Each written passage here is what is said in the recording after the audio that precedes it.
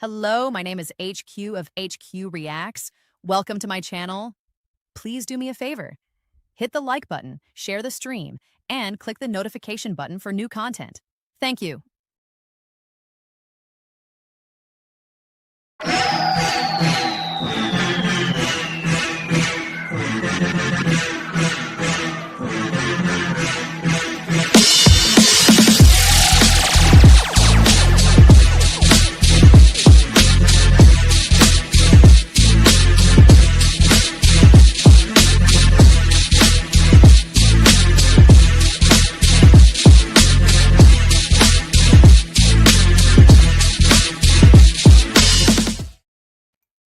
Hello, y'all. Hello, y'all. Hello, y'all.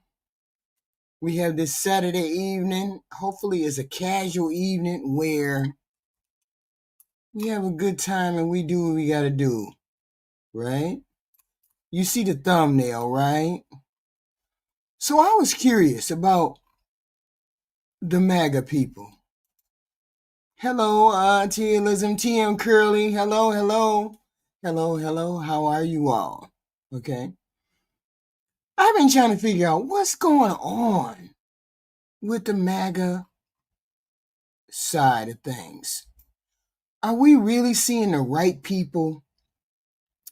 Let me show you some videos of some MAGA people first. People are leaving the Democrat Party in droves and becoming MAGA, all thanks to Donald Trump. Our president has effectively eradicated the Democrat Party by taking their most historically loyal base, black voters, all due to his common sense, tough on crime stance that elitist white liberals like to call unnecessary and authoritarian. But black people whose neighborhoods are the epicenter to this crime epidemic are applauding Donald Trump. The black residents of Washington, D.C. are speaking out and showering Donald Trump with praise and thanks, shattering the left-wing narrative that crime in D.C. is under control and this was an unnecessary fascist takeover. And that's why I'm wearing my 47 hat today. So make sure you guys smash the like button, stick to the end of this video. I have a lot to show you, and I know you're gonna love to see this. As always, like the video and subscribe to the channel, but let's start by hearing from this black lady have to explain to these pretentious virtue signaling liberals that Trump's tough on crime stance is what the residents of DC want. Do you not understand that this is what the residents want? I'm not talking about the bougie upper echelons, bougie blacks. I'm talking about the everyday grandmas that have to deal with these homeless people peeing and pooping on their steps, and then they have to clean it up. They don't feel safe when they walk into their neighborhood. The gangs and the dope boys are just standing around the corner, do you not understand this is what they want? I remember working with a community leader and somebody had just gotten shot. This is like 5 years ago. And I remember her praying and she said, Crystal, we're gonna have to invoke the National Guard. And that was so foreign to me.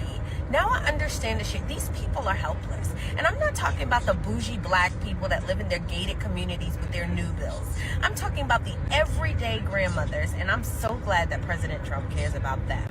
And that's why this latest anti-Trump knee-jerk reaction from the Democrat Party is going to be the fatal blow. We've seen the Democrat Party over the years lose all common sense and pick the 20 side of every 80-20 issue. But now they've signed their own death warrant by taking the 0 side of a 100-0 issue, which is fighting crime and making our communities safer. And this is the final straw for the black community, who is finally starting to wake up and realize that the Democrats have been screwing them and taking advantage of them since 1965.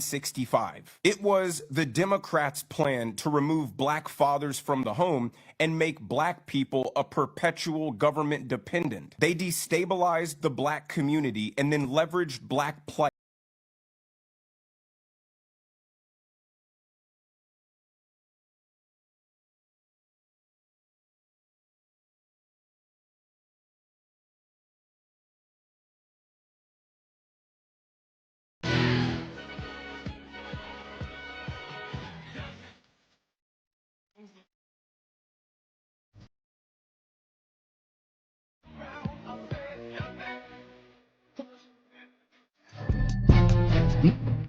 mean?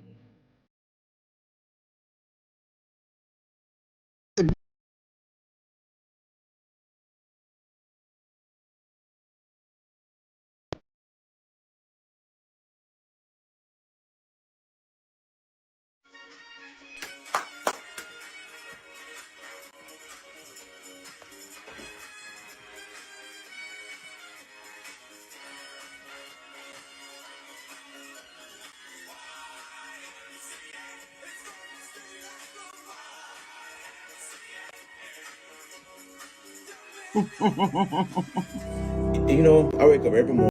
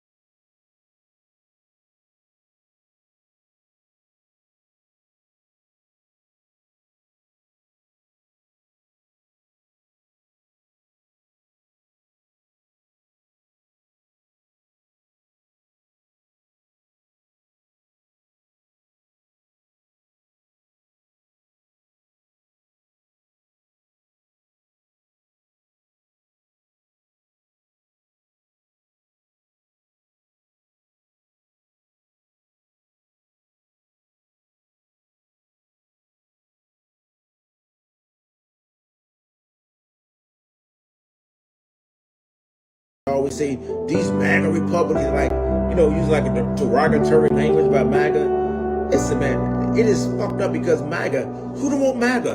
Make America great again. It's not a negative. There's nothing negative about MAGA. Black, white, Asian, Hispanic, we all want to make America great again. But yet the Democrats trying to make it so negative, right? Some racial type shit, man. And they want to admit that 25% of black men support MAGA in its climate. I just saw a poll, it's climbing, including with black women and Hispanics. It's just a simple term. Make America great again. It's MAGA. I am so happy to be part of this MAGA movement, because I can't even imagine being part of the Democratic Party right now. They're in total chaos. The only thing they got for you guys, I mean, your Democratic voters, the only thing they got for you guys, a bunch of lies, chaos, and violence. That's the only thing the Democratic Party has to offer right now. Can't do it, baby. I'm MAGA. Hey, good evening, fam. Good evening. Hope all is well with everybody. Listen, I want to take a moment out, right, to, you know, I have no idea what it is. The Democrats have done a real good PR job. They've done a real good PR job on getting people to hate Donald Trump for no reason at all, right? For no reason at all. Because I'm on social media, right? And this young lady who I know, I'm a little annoyed as to this post, right? And obviously she's black, right? So, you know, they probably, you know, for Democrats or whatever. And she put up a post from MSN.com, right? That says Social Security, Medicare are going to be gone. Donald Trump warns, right? The title says Social Security, Medicare are going to be gone. Donald Trump warns, right? So there, I just looked, I clicked on the comments, and I'm looking at it right now as I'm talking to you in real time, right? And her comment was President Trump warns Tuesday that if the Democrats don't approve funding, there are dangers to the future of Social Security and Medicare. Trump said at a press conference that when he asked Democrats for feedback on the funding bills, one said it means death. Then another comment says there is death because they are going to lose Medicaid, they're going to lose Social Security, they're going to lose Medicare. All of these things are going to be gone because the whole country will be bankrupt and you're not going to have any kind of medical insurance. So I'm reading furthermore, other comments, people say, oh, that man is evil. Girl, he's showing his pale, flat ass. I'm sick of him. Another one said that's dementia. All right, but who cares? Y'all voted for him, right? So I had to chime in. I'm like, listen. See, these are the thoughts that they have about the other side. I mean, that's fine, but I never hear them say too much, not too many, what they are proud of, what they're standing for, what is on that side. It's always about what we don't do. It's always about what the Democrats didn't do, or what the Democrats can't do, or the Democrats don't want to do. It's never a full throttle of what we're going to do for the country. What are you going to do for the country, Republicans? What are you doing for the country? Don't mention the Democrats. Don't mention them at all. Say what you're going to do. I never That's hear not that. what he said, and that's not what he meant. And you know this. What they're fighting for is to keep Social Security, Medicaid, and Medicare alive for future use. So you see, we have another delusional person. This person said Republicans are trying to keep Social Security and Medicaid and Medicare alive. And we all know that they cut Medicare and Medicaid out of the picture. They cut a whole bunch of people off of those things, which will happen come next week, Friday. So what part of the Republican Party is trying to save Medicaid and Medicare and food stamps? What part of the party? Because we don't see it. All we see are cuts. For future use. Because what they're finding is that Social Security, Medicare, and Medicaid has a lot of fraud in it. Let's straighten that fraud out, shall we? Let's straighten that out. That Doge group of people found fraud in the food stamp program. But you know what the fraud was? The fraud was the people who were selling items or the people who were selling food. Those people, instead of just taking food stamps for food, were taking food stamps for cigarettes, food stamps for alcohol, food stamps for items that weren't food related. That was where we found the fraud. That's where Doge found the bulk of the fraud in the person who had the items, who gave the items to the person who had food stamps. You know how people sell their food stamps for money? Well, this is where the fraud was. People in stores were selling people with food stamp cigarettes and drinks. That's where Doge found the fraud.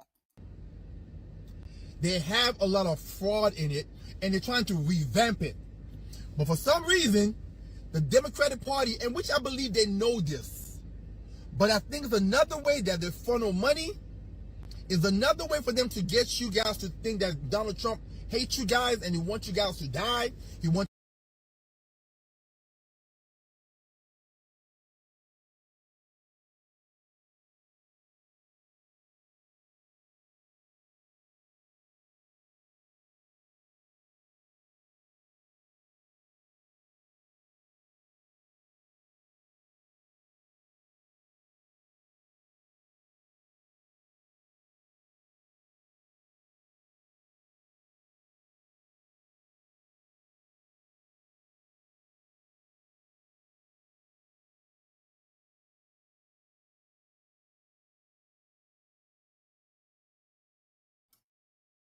There's a law that says food stamps can't be given out by federal law, federal agency.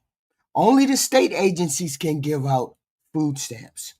So therefore, they might have gotten food stamps, but only through a state mandate, not the federal government. That's up to every governor.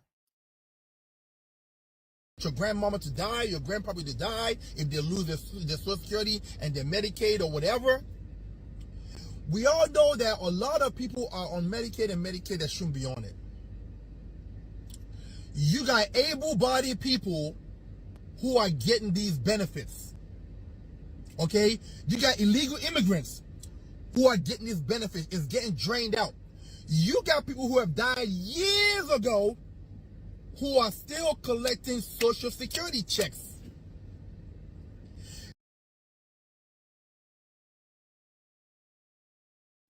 This is what I mean by people having to do their research. You cannot just say anything. You cannot just say anything. You have to have facts. And there's no facts that back up that kind of fraud to the extent that you're having a conversation about it. So I don't know how much, like, this is why I personally believe the education system in this country is out of whack. Because all this stuff is common sense. Because how long do you expect these programs to keep on going if people that shouldn't be getting it are getting it? And nobody is getting it that's not supposed to get it. They wouldn't have been assigned the food stamps if they weren't supposed to get it. People who are supposed to get it are getting it. They may have extended their leave, extended their time on it, but that doesn't mean they didn't initially qualify for it. This is wild. This is what I mean by doing your education. If there's fraud in anything, and I just told you where they found the fraud, right? It will get bankrupt. I'm sorry. If people are committing frauds in bank, this is how banks close down. Sure he is, Nick. You're a zombie. Of course he is. If people are committing fraud in real estate, this is how real estate have issues. You guys remember the crash of 2008? A lot of that was fraud. So I don't understand these people.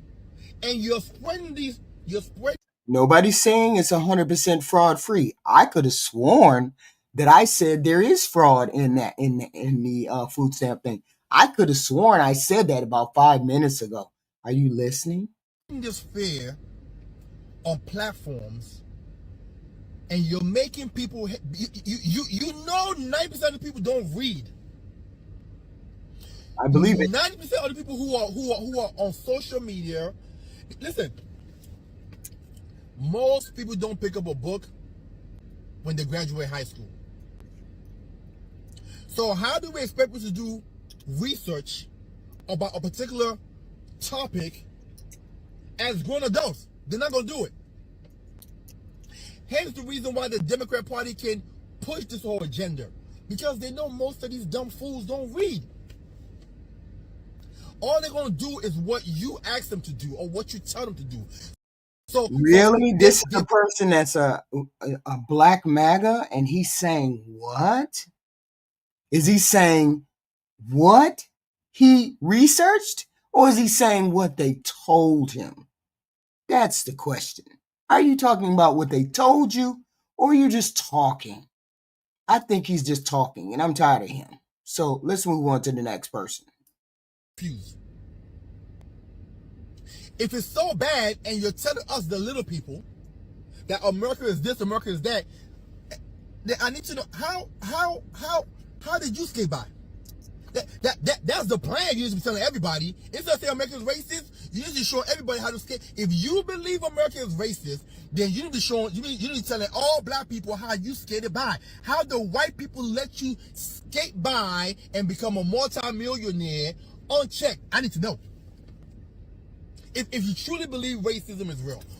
It could still be racism that's here. That doesn't mean you're going to get stopped.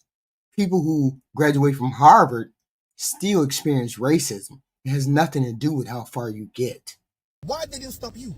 It's how good you overcome those obstacles. Why people just don't know that. Wow. It's some bullshit, man. It's some bullshit.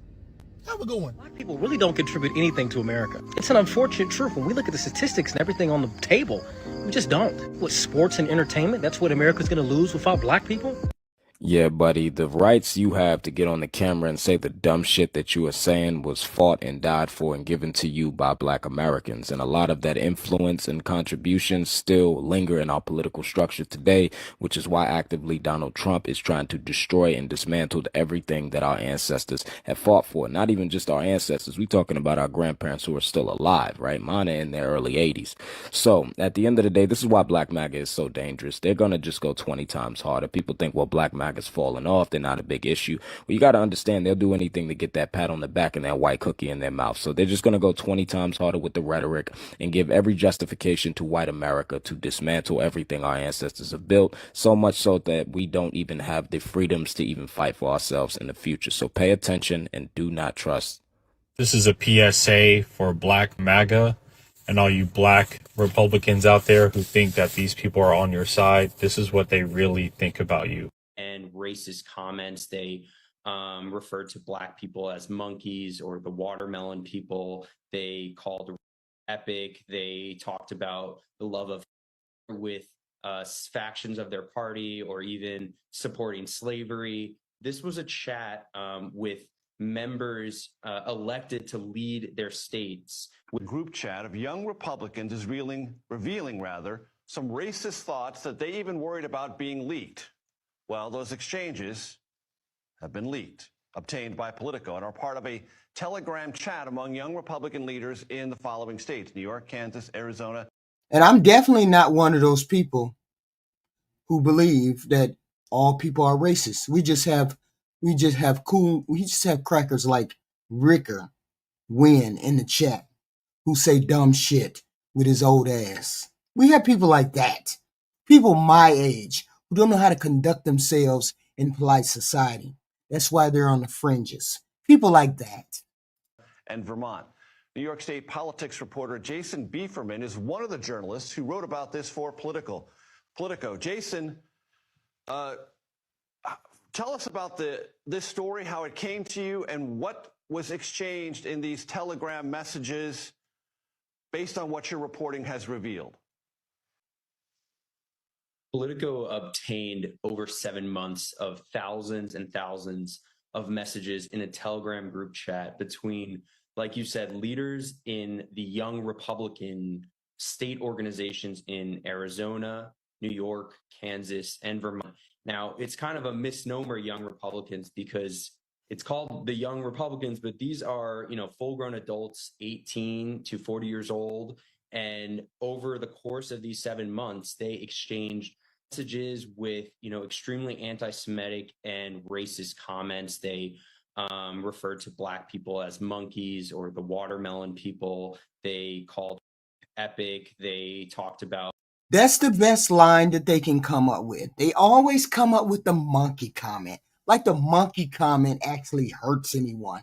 The monkey comment doesn't hurt anyone. I hate when jealous people say dumb shit. Just sit in the corner and be jealous. You don't got to call me a name because you jealous. Don't do that. That makes you sound stupid. The love of with factions of their party or even supporting slavery. This was a chat with members elected to lead their states within a prominent Republican youth political organization that numbers 15,000 people, and they were in a campaign to lead this organization nationally. My colleague and I, my colleague Emily No, we really looked into this and wanted to see, why are they speaking like that to each other? And does this have anything to do with kind of the way that the norms of our political discourse have been changing, some would say, since President Trump came to power? See, here's the thing. I don't believe all white people feel like that. I believe certain people feel like that. Now, these chats, this phone call was leaked. I don't believe the people in the chat are particularly racist all the way. And it's not troublesome to me because I don't care what people think. But here's the thing. The Republican head of the Republican Party, the head of the vice president dismissed these chats, dismissed what was said in all of these emails or chats or whatever. He dismissed it as young boys being young boys. But this is how Black MAGA also dismisses this racism. There is no racism. We don't see it. It can't be true. You guys are the victim. You're just a victim who has victim mentality. This is how we get gaslighted by Black MAGA. And Jason, key question. Okay? And there's nothing wrong with Black MAGA except you can't do the coon shit. And acknowledging that these messages which they wrote were harmful and hateful. And, you know, there's already been, there were 2 people that lost their job that they lost their job before the story even came out. And now since its publication, we've had 2 other people lost their jobs. So already 4 people have been fired as a result of this story. And we're seeing statements from Schumer, House Minority Leader Hakeem Jeffries, and others, and we're gonna really see how the fallout continues to play out on this. I'm in the midst of this Snow King protest here in the Philadelphia area, and this guy, all of my MAGA hats on the ground. I'm in Philadelphia. Correction, this is not Philadelphia. It's south of Philadelphia, man. I know, I went to school here. It's corrected the shit out your ass quick. You got chumped in Springfield. You got chumped in Springfield. Hold on. You got chumped in Springfield. Hey, Springfield is the suburb. Legit. Yaden is the suburbs, and Springfield is that suburb. Fuck, you getting chumped there. You ain't even going to Derby. That is what? Straight up and down. I wish I'd have snatched that hat off your head. It'd have been a whole new series with your hat. You know it. Stupid ass. Okay. There I am. All those policies have not done what they promised. Would you agree? I would not agree. So you think we're better off as black people now than we were before LBJ? Yes, brother. We can vote without the threat of violence. Are you talking about the Civil Rights Act of 1964? Is that what you're describing as a negative thing? Was the Civil Rights Act of 1964 a bad thing? I agree with the Civil Rights Act of 1964. Thank you. But at the same time, I'm also, put it like this, I prefer dangerous freedom over peaceful slavery. I don't know what that means. Explain more. What it means is I would rather, given the fact that even back then we still had our families together, communities were stronger back then, I would rather deal with the danger. You see the bullshit that they spitting. You see the bullshit that they are spitting. Okay? You were better off under slavery times. You were better off Jim Crow times. You were better off. The first time I heard that was from Charlie Kirk. And then I knew there was some bullshit afoul. This freedom of not knowing and controlling people with policies as much as possible versus the peaceful slavery of being married and tied to the government. This is the perfect thing to heal America, what we're doing now. All right, we have Reverend Jordan Wells, a.k.a. the Black MAGA preacher, for a few more minutes with us this morning. Reverend, let's jump right back into it. You made a post, and it's something we talked about yesterday, that I know, that's exactly what he's saying, Michael Went. Peaceful slavery? What in the hell is he talking about? What in the hell? No, you cannot align both of those. Being in slavery and then having a intact family. You cannot make those things work. Okay? And that's what they're trying to do. Oh, you guys were married at an 80% rate, and your dad, the father, was in the home, and you guys were together. So it's better if we go back there and we be like that. No, that's not how that works. That's not how that works. white conservative, the white MAGA needs to have some tough conversations, but we need to try to have it with some black folks too, not just amongst ourselves. And I've been screaming this forever. I'm always looking for my black brothers and sisters to have conversations with, that want to come and have an honest conversation and not scream and shout and go back and forth with each other. But what led you to make that post? What are some experiences that you've had, or what's something you hope to come from it? Well, one of the things I saw when this happened was a lot of, and I'm not. It's not racist. It's And we're talking I about understand the. I talking about the understand Charlotte the. incident. Yeah, after the Charlotte incident, there was an outrage, which is rightfully so. We're writing a book right now, and it's on how white people are actually under attack. So I'm for the. White people are under attack. How exactly are white people under attack? Are you under attack as a white person? I mean, is this the victim mentality? Are you saying you're the victims now? You're the victims of racism now? We're prejudiced against you? I think I heard this argument a couple times about, because we demand the reparations and all of these things, and demand equal justice and all that now the white people feel oppressed. They feel oppressed. I think I heard this. Or I believe white people are the most persecuted right now in America. So, that's just in general, and I'm against it because I'm a Christian and I'm against it and I'm gonna speak against it. But I saw a lot of big influencers that are white begin to say things that was out of a good heart, but should be said with black people, right? Like, or should be said with black people in mind, right? With the Because ability to hear the response. yes, because he knew how to speak to Black America while also still staying. I think it has to do with, Nicole, I think it has to do with the fact that a lot of white Americans don't see themselves as having the American dream like they used to. Okay? They used to be clearly the majority, right? Clearly the majority of people in politics, jobs, everything. So now that the United States has become more diverse, their dominance is waning. So some interpret it losing their country or being replaced with immigrants, with blacks, with Hispanics. This is an emotional response. It's not factual. The feeling of losing something that used to feel familiar or secure. That's the problem. Then you have people on the media, people on the internet, the media and political manipulation saying white people are under attack. Before you lose everything, we need to fight back. We need to fight back. When people feel scared, or white people feel scared or blamed or persecuted, they try to rally together. It's just fear. It's a fear, and they motivate them by fear. Okay? And they accuse accountability with persecution, which is wild. True to who he was. And I think that we have to take from that playbook. We have to.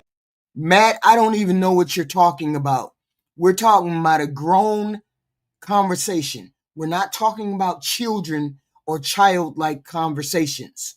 Stop being a zombie and contribute to the conversation. Stop being a zombie, because all I hear is zombie talking points from you. Grow the fuck up.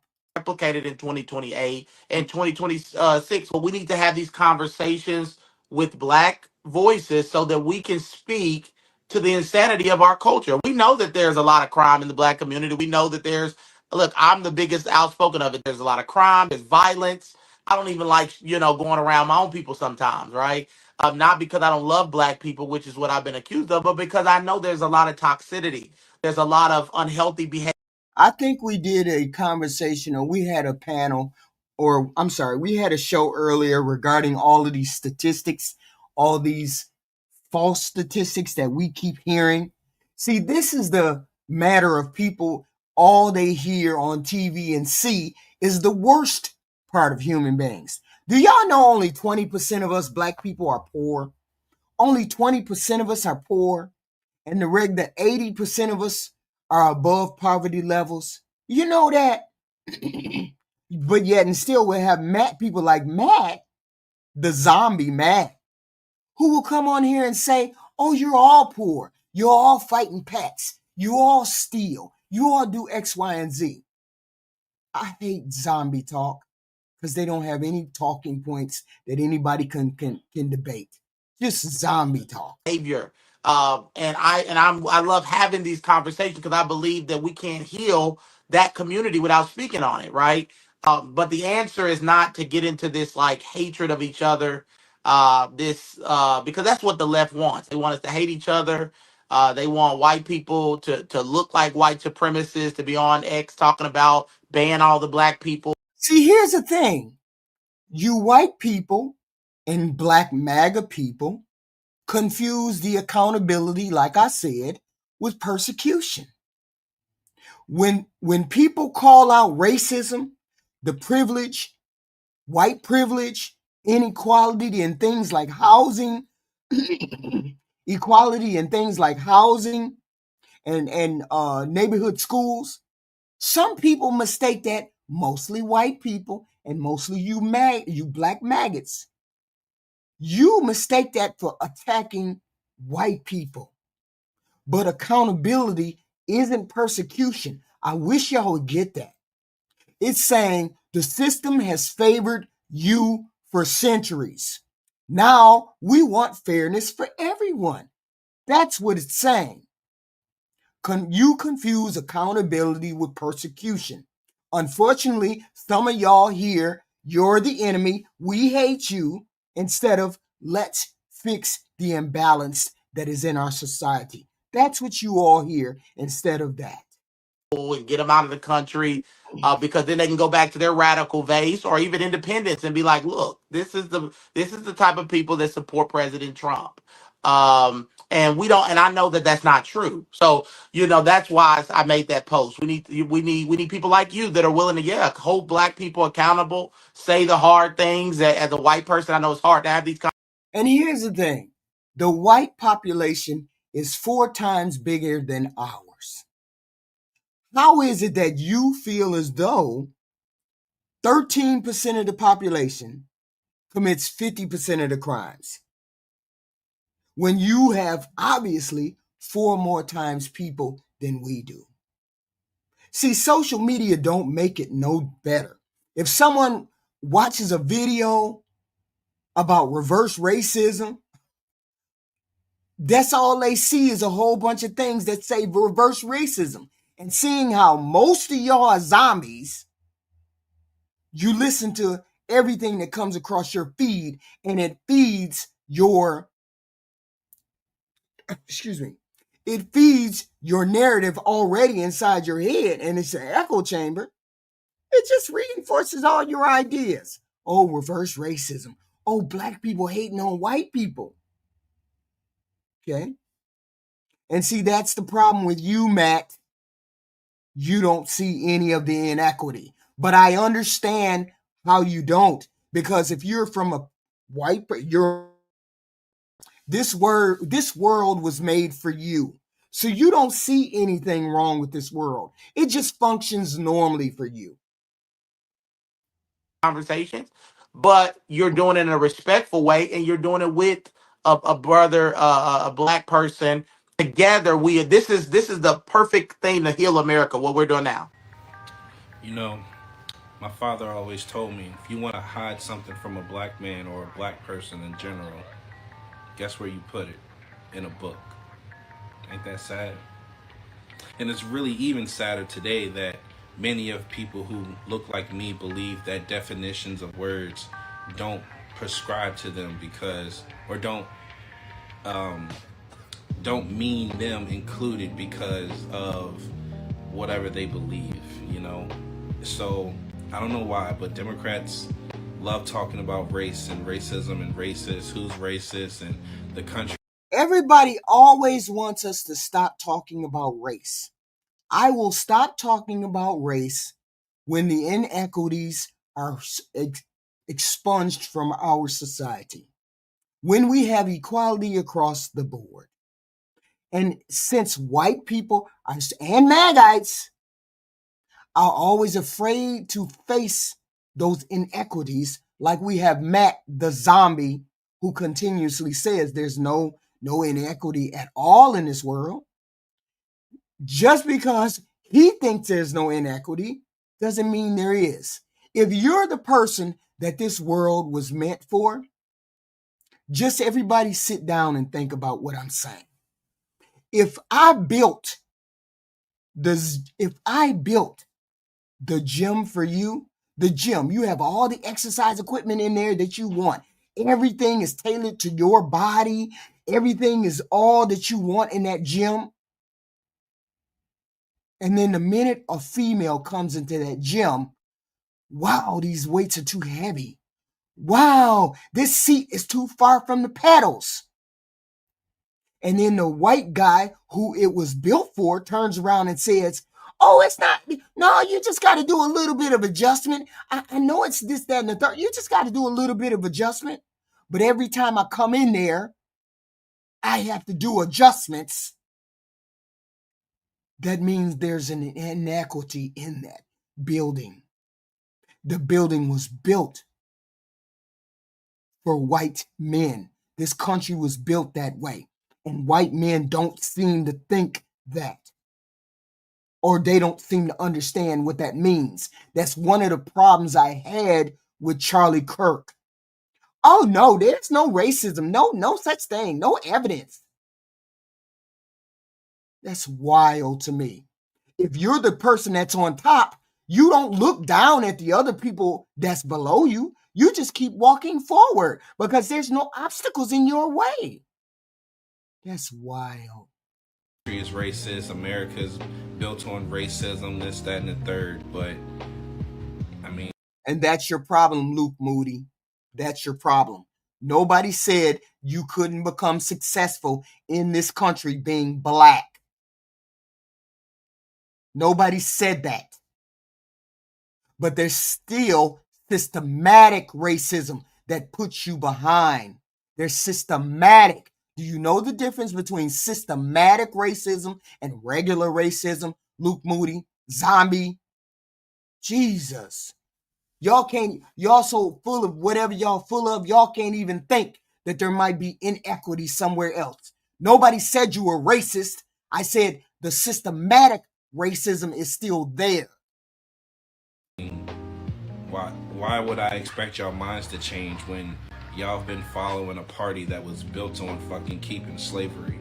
You know, a party that was founded by the Triple K. But don't worry, they switched sides, right? But the point I'm trying to make is that when we're talking about these definitions between racist and racism, they're completely different things, okay? And this is what I mean. So in the context of a noun, the definition of racist is this.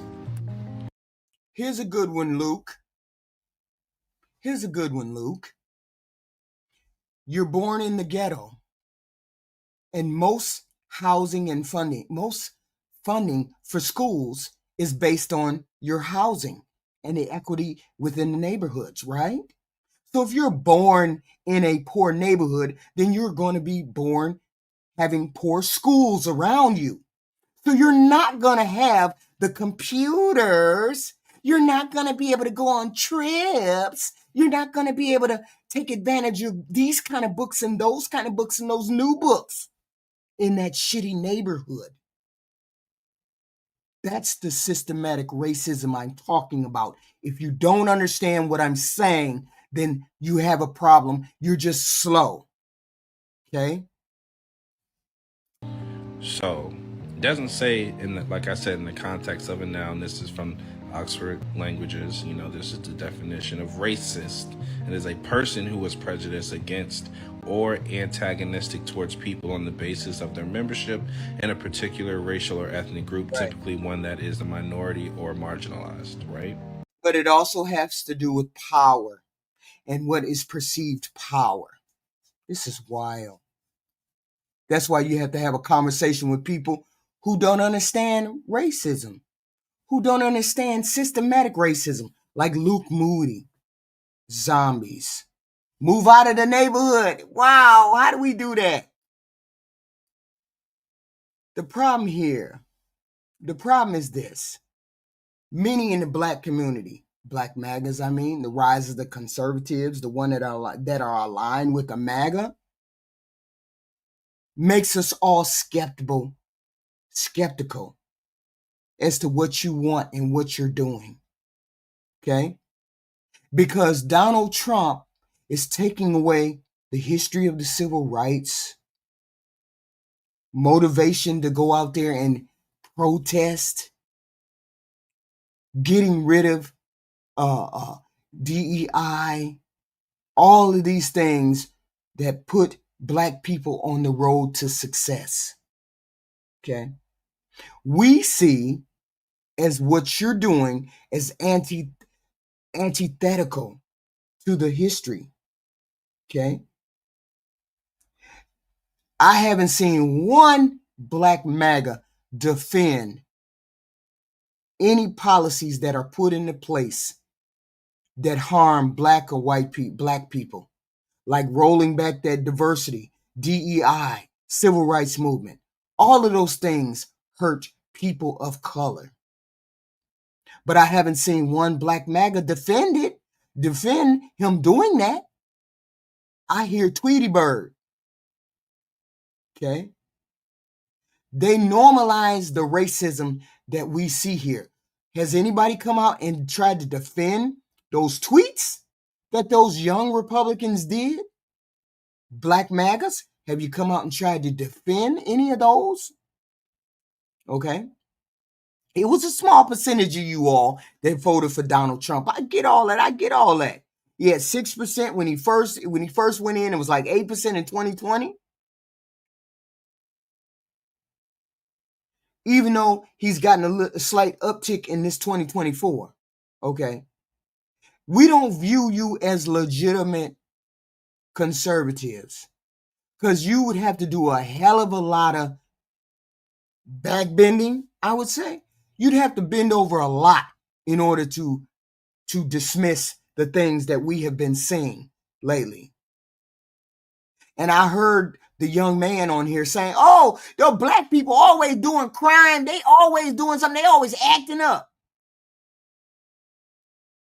And it's always the fact that you have to criticize other black people just to get along with this movement. Okay? Dealing with not calling out systematic racism. Because we don't see racism anymore. We don't see there ain't no such thing as systematic racism. Criminal justice despair. We don't see that. Educational inequities. We don't see that. We don't see none of that. Just like the people in the chat, the zombies in the chat. Oh, you can do anything you want to do. Racism ain't stopping you not one bit. But I didn't say racism was stopping you. What I said was there are unfair advantages built into the system. That's what systematic racism is. Things systematically built into the system.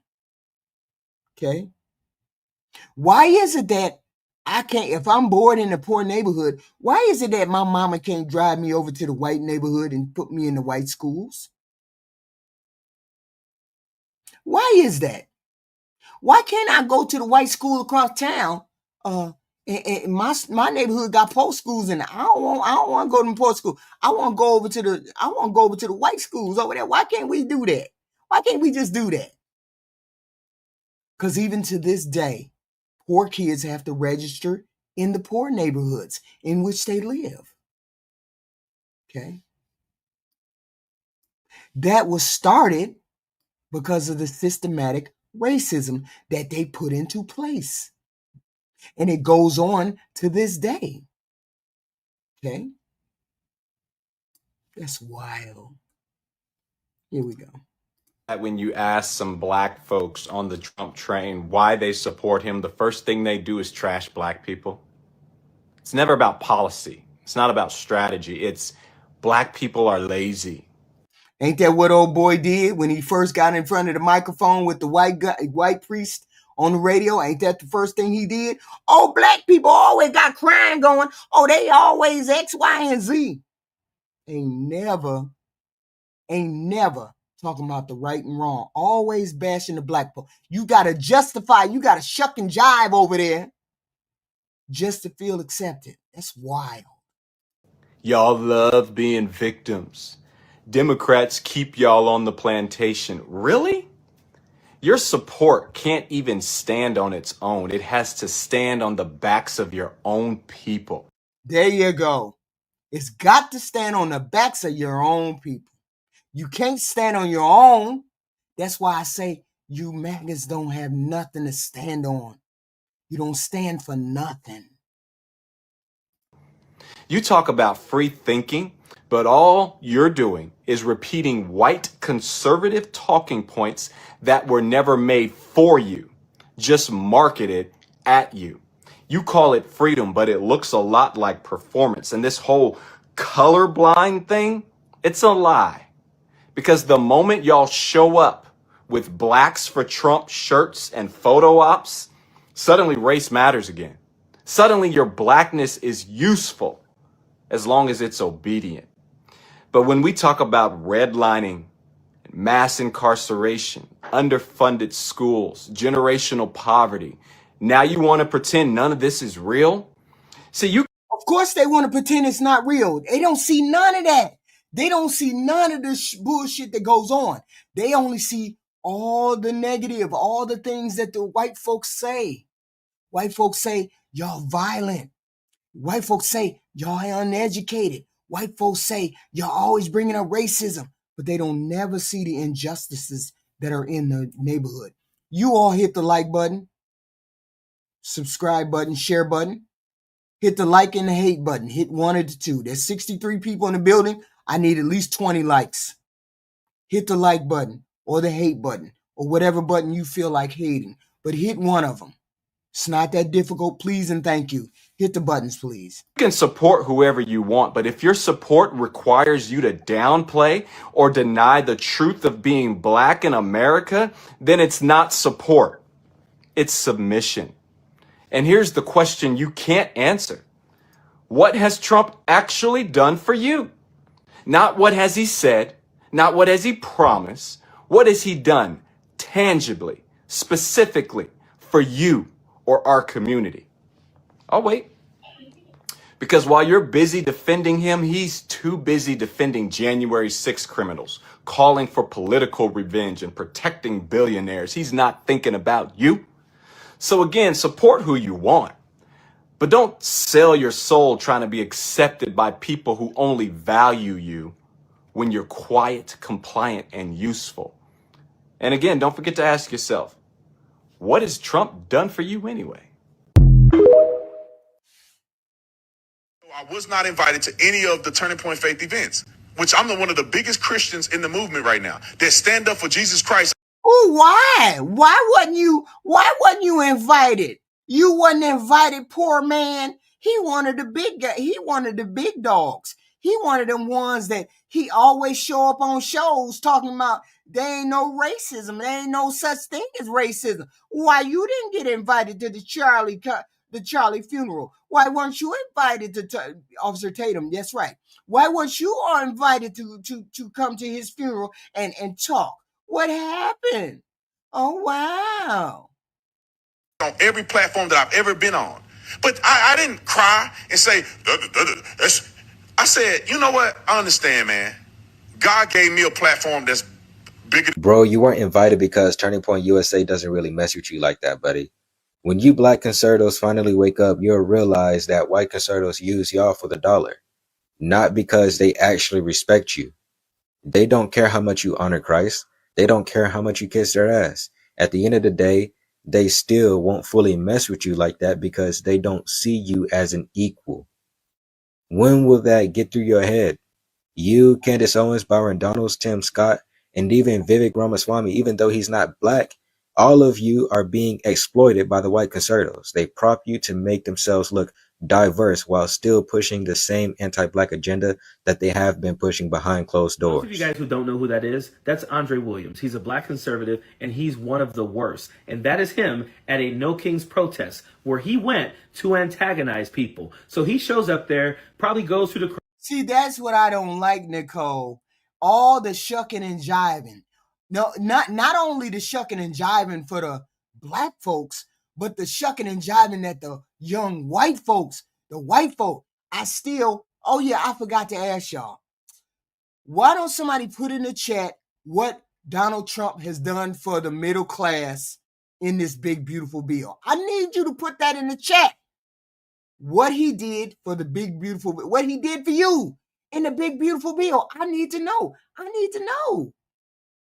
I hear he was like walking through, pushing people, trying to yell over everyone, went there for the clout, thought he was going to get some footage and all that for the clout. There are people at these rallies who are always there to de-escalate things. So I'm assuming these guys went over to try to de-escalate. He tried to put up a little bit of a fight. So they decided, let's remove him from this protest. Well, within all of that, he's trying to fight back. If you didn't see this in the video, make sure you go back and look, because you can see him kind of like trying to push at them and fight back and everything. And then they just toss his ass and he's rolling. Like if you watch right at the end in a corner of the video, you'll see him like flipping over. But I also want you to pay attention to what he's wearing in this video, because I'm going to come back to that.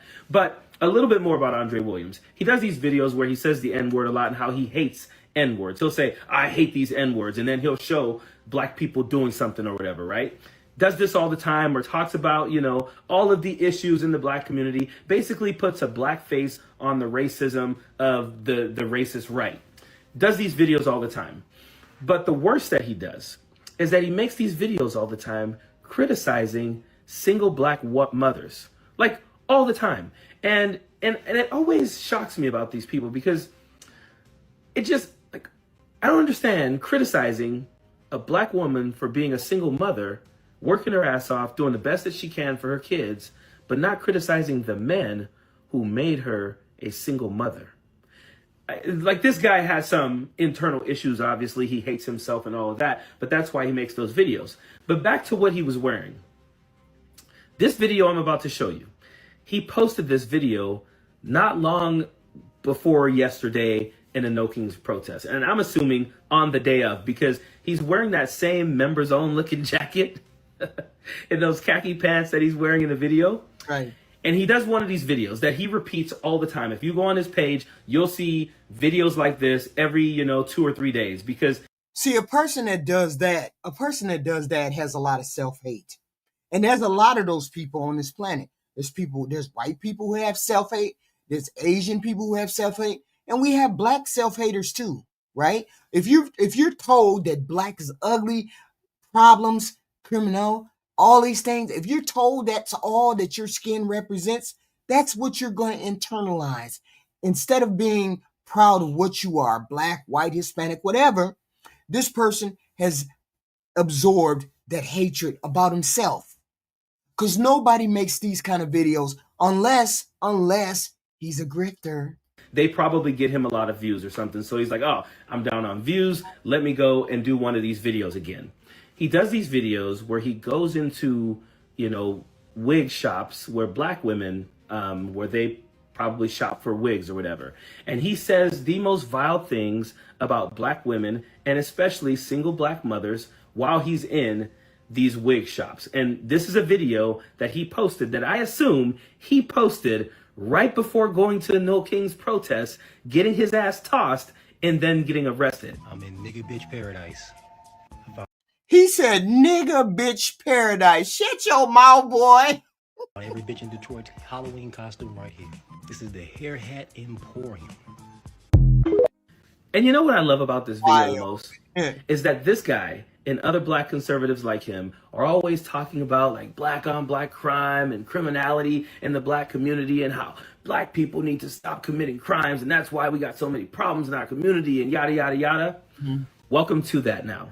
He was arrested, fingerprinted, mugshot, the whole works, because he decided to go and commit crimes at a No Kings protest.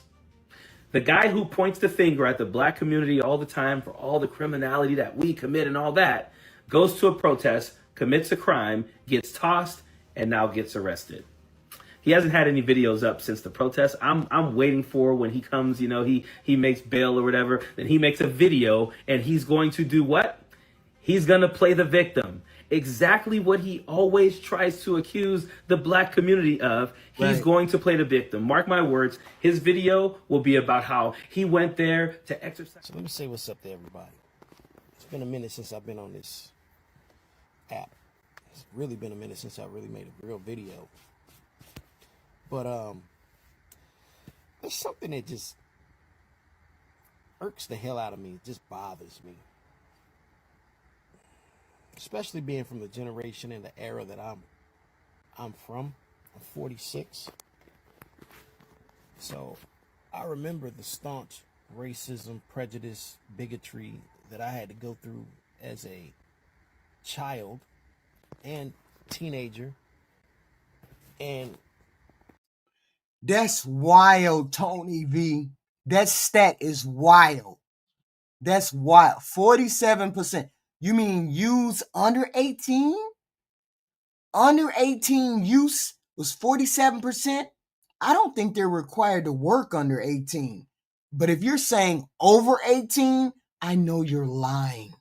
Stop putting useless and weirdo freaking things in the chat. We're not required to work under the age of 18, weirdo. most of my adult life. So obviously it would probably be 47%, weirdo. Now, we all know it's not as bad as it used to be. Or is it?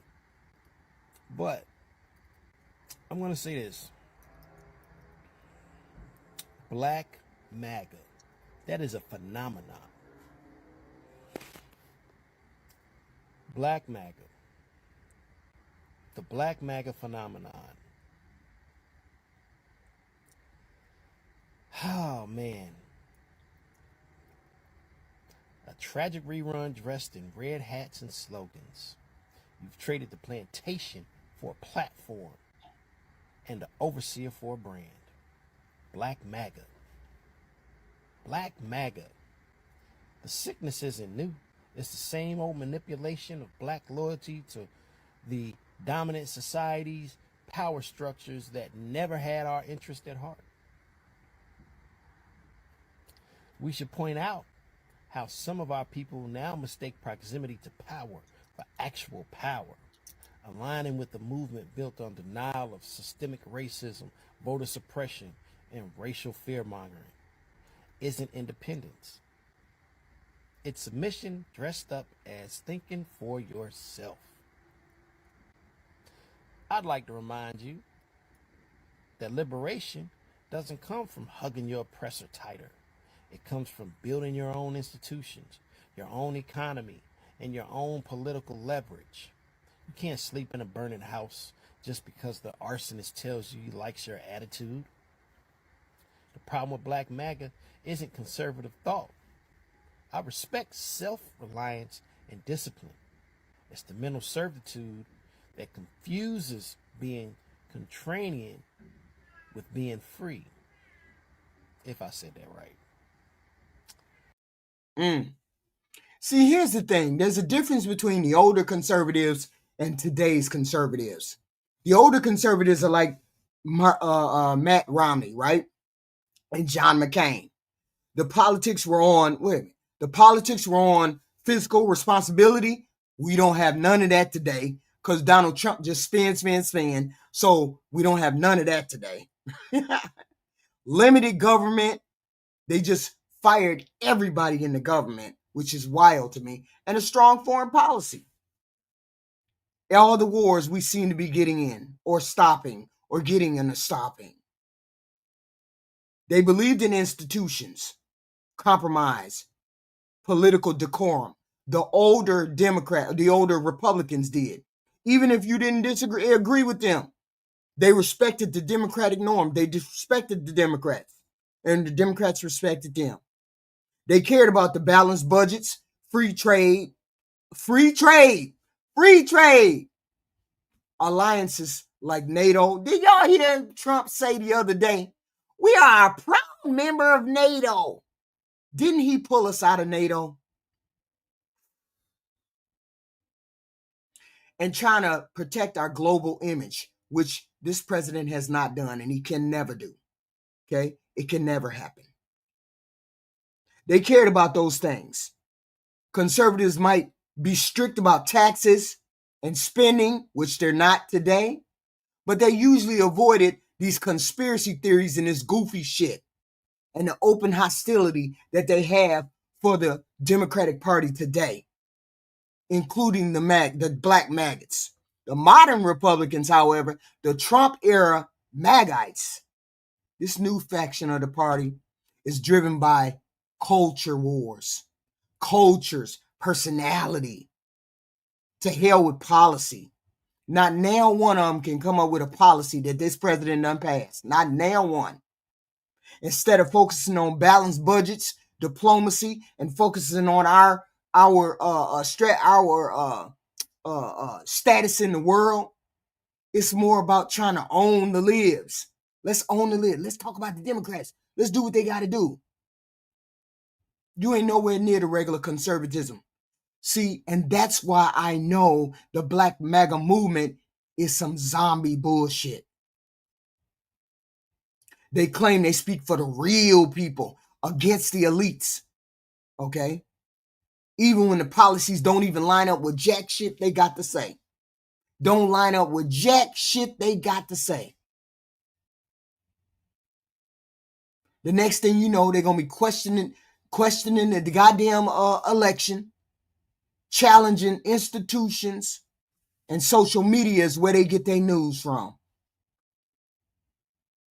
Okay? The older conservatives used to try to win over the Democrats. These new ones don't even have nothing to say because they don't stand on nothing. They don't stand on nothing.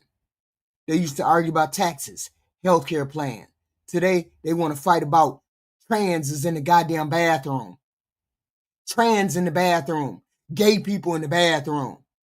Abortion. All this culture war stuff. Not now one of them say anything regarding what's going on with the way in which the direction of the country is going. It used to be about policy. Now it's about culture shit. And that's the difference between the Democrats and maggots. We are not concerned about the cultural things. We're concerned about the direction of the country. Okay? Stop talking to us about cultural things. The old Republicans believed in rules and respectability. They saw government as a business that needed to be run efficiently. Now, that's all you got is people going back and forth. Defiance, dominance. Let's own the libs. Let's fight with the libs. We got to win. Instead of winning for the country, they want to win for themselves instead of winning for the country. Do you honestly think that big, beautiful bill is a win for the American people? Do you honestly believe that? Do you honestly believe that's a win for the United States? That's a win that we need to have. The big, beautiful bill. Oh, yeah, I forgot. Please put in the chat what the big, beautiful bill did for the 30,000 to 150,000 people, the people in between that. Please put in the chat what that big, beautiful bill did for us, the people who make between 30 and 150K. Please put in the chat what it did for you. You all please hit the like button, the hate button, subscribe to the channel, do all of those good things. We're trying to get some subscribers here. We have this kind of content every night. We want to talk about loaded subjects, race, the government, Trump. We want to talk about all those things. Yeah, they think 40 billion to Argentina is a win. And people over here, poor people, got to starve come November 1st. They think that's a win. They think it's a win that you have starving Americans, but the Argentinians and the Israelis get to eat good off the money we send to them. They think that's a win.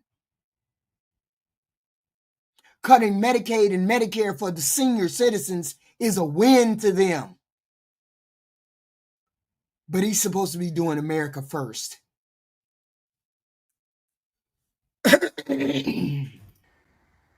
That is the illusion. Already decided when they voted who they stand with. There's nowhere in hell I'm going to sit down at a table with a black Trump supporter. There's nowhere in hell I'm going to invite over a black Trump supporter on Thanksgiving. But I know a lot of y'all going to be like, y'all going to put the politics to the side. Let the black Trump supporters just ease on in the family like they ain't did nothing wrong. Like they ain't voting against their own interests. Like they ain't voting against you. Like they ain't the most dangerous peoples in the black community. But yet some of y'all is going to allow them to come to the Thanksgiving dinner. They don't need, you hear me? They don't need to be invited to the Thanksgiving dinner. They don't even need to be around you because they are part of the reason that all this shit is going on with our lives. They part of the reason, but yet they're going to ease their ass back around the family during Thanksgiving like they ain't did nothing wrong. Let them go find them another family since they don't care about black people. If you notice, all the black Trump supporters can't tell you nothing he did good so far. They can't tell you nothing, y'all. Hey, it ain't just the black MAGA, it's the white MAGA too. Can't nobody tell me in the chat what this big beautiful bill did for you, white or black. It don't matter who it is. Please put in the chat what this big beautiful bill did for us middle class people. Okay? Please explain what it did for the middle class people. Okay? Because I ain't seen what they done did for us yet. Okay? Why would any Trump supporter break with you raccoons? I don't know, Cracker. What you think? I don't know. What you think? Why exactly was your dumb ass vote for Donald Trump and he don't do nothing for your dumb ass? You're a zombie, Tom. Stay in your zombie place. But I'm just telling y'all, don't let these people around y'all. They do not deserve to be around black people. The 3% of black women. Oh, the highest it ever was under Obama was 16.8%, Tony V. And the lowest it got down to was 6%. 7%. I'm sorry, 7%. That was the highest it ever been. I knew you were lying. The highest it was under Obama was 16.8%. Okay. What was it? That's all I got. And we ain't talking about that. So don't engage me in that bullshit. Let their ass beat it. The 18% of black men who voted for Trump, let their ass beat it and go find them another family to have Thanksgiving on. That's just my feeling, y'all. That's just how I feel. But I know for Thanksgiving, me would not be around no black Trump supporters giving thanks. Hell no. I'm not black. I'm a Christian. What do you mean I'm not allowed inside of your all-white towns? I've been defending you. All right, fine. You can call me the N-word, whatever you want to. It's okay. Do I want to get buck broken? Explain that process. Yes, I have black fatigue too. But wait, I'm different. I'm the good one. Don't chastise me. Those blacks are so crazy. Like, I don't know. They just need to stay away from guns. They're not being racist. They're not. They're just speaking their minds and their opinions. You guys have to stop being snowflakes. George Zimmerman wasn't that bad.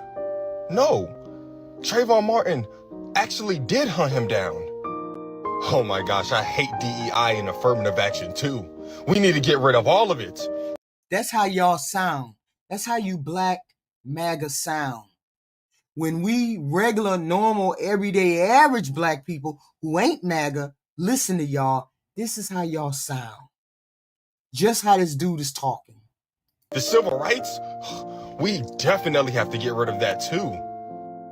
Guys, he did give us stimulus checks. Last but not least, this guy that I just got introduced to, this bum, Jeff Mead. Last week, Elon Musk retweeted something, said 100% sensible words from Jeff Mead. I had to listen to that shit because we know Elon Musk is not sensible no more. He's fucking racist. He's doing hell Hitlers and shit like that. So he's not sensible. So anytime he's talking about someone who's sensible, I have to question it. And again, we've got Black MAGA. And it's already one thing to be Black MAGA. It's another thing to just legitimately be Black MAGA in this era and admit that you're you are self-hating. And that's what this guy does. Jeff Mead is an ex-football player from Oklahoma. And dare I say, what a lot of Black failed people do, whether they fail in acting, whether they fail at football, whether they fail in their relationships, they decide that how they can make money is to get online and be a Black Republican. Because you become a unicorn for white people that legitimately hate you anyway, but they all need a representative to speak on behalf of them so that they can say that they're not white, they're not racist, and make them feel good about themselves. So listen to what. Absolutely, my babies. Absolutely. You deserve to get shit on. You deserve to get shit on because you didn't gain anything by going over there. That's why you deserve to get shit on. My babies. That's why you deserve to get shit on. Jeff Mead had to say, and then I got the big homie from Instagram who's going to rebuttal that, and then I'll finish it up. I'm always got to be the person to say it, and I don't want to be the person to say it. But Donald Trump has been president for 9 months. 9 months! And I'm seeing videos from Chicago, D.C., where people are like, yo, I feel safe. See, I would even have respect for you if you were a Black MAGA, if you went over there and you got some kind of benefit. If you got some kind of benefit for being over there. You didn't even, white people can't even explain why they went over there and voted for Donald Trump. But I know why they did, because they're white people and they vote for mostly their kind. I get all of that. But you as a Black MAGA, what did you go over there for? He's not conservative. He spend money like water. He give away all our money. He ain't done nothing for the middle class. He ain't done nothing for the poor. Most of y'all ain't rich, so it can't be that. So what did you go over there for? You deserve to get shit on because you don't have no reason to go over there except hate on your own kind. Wow.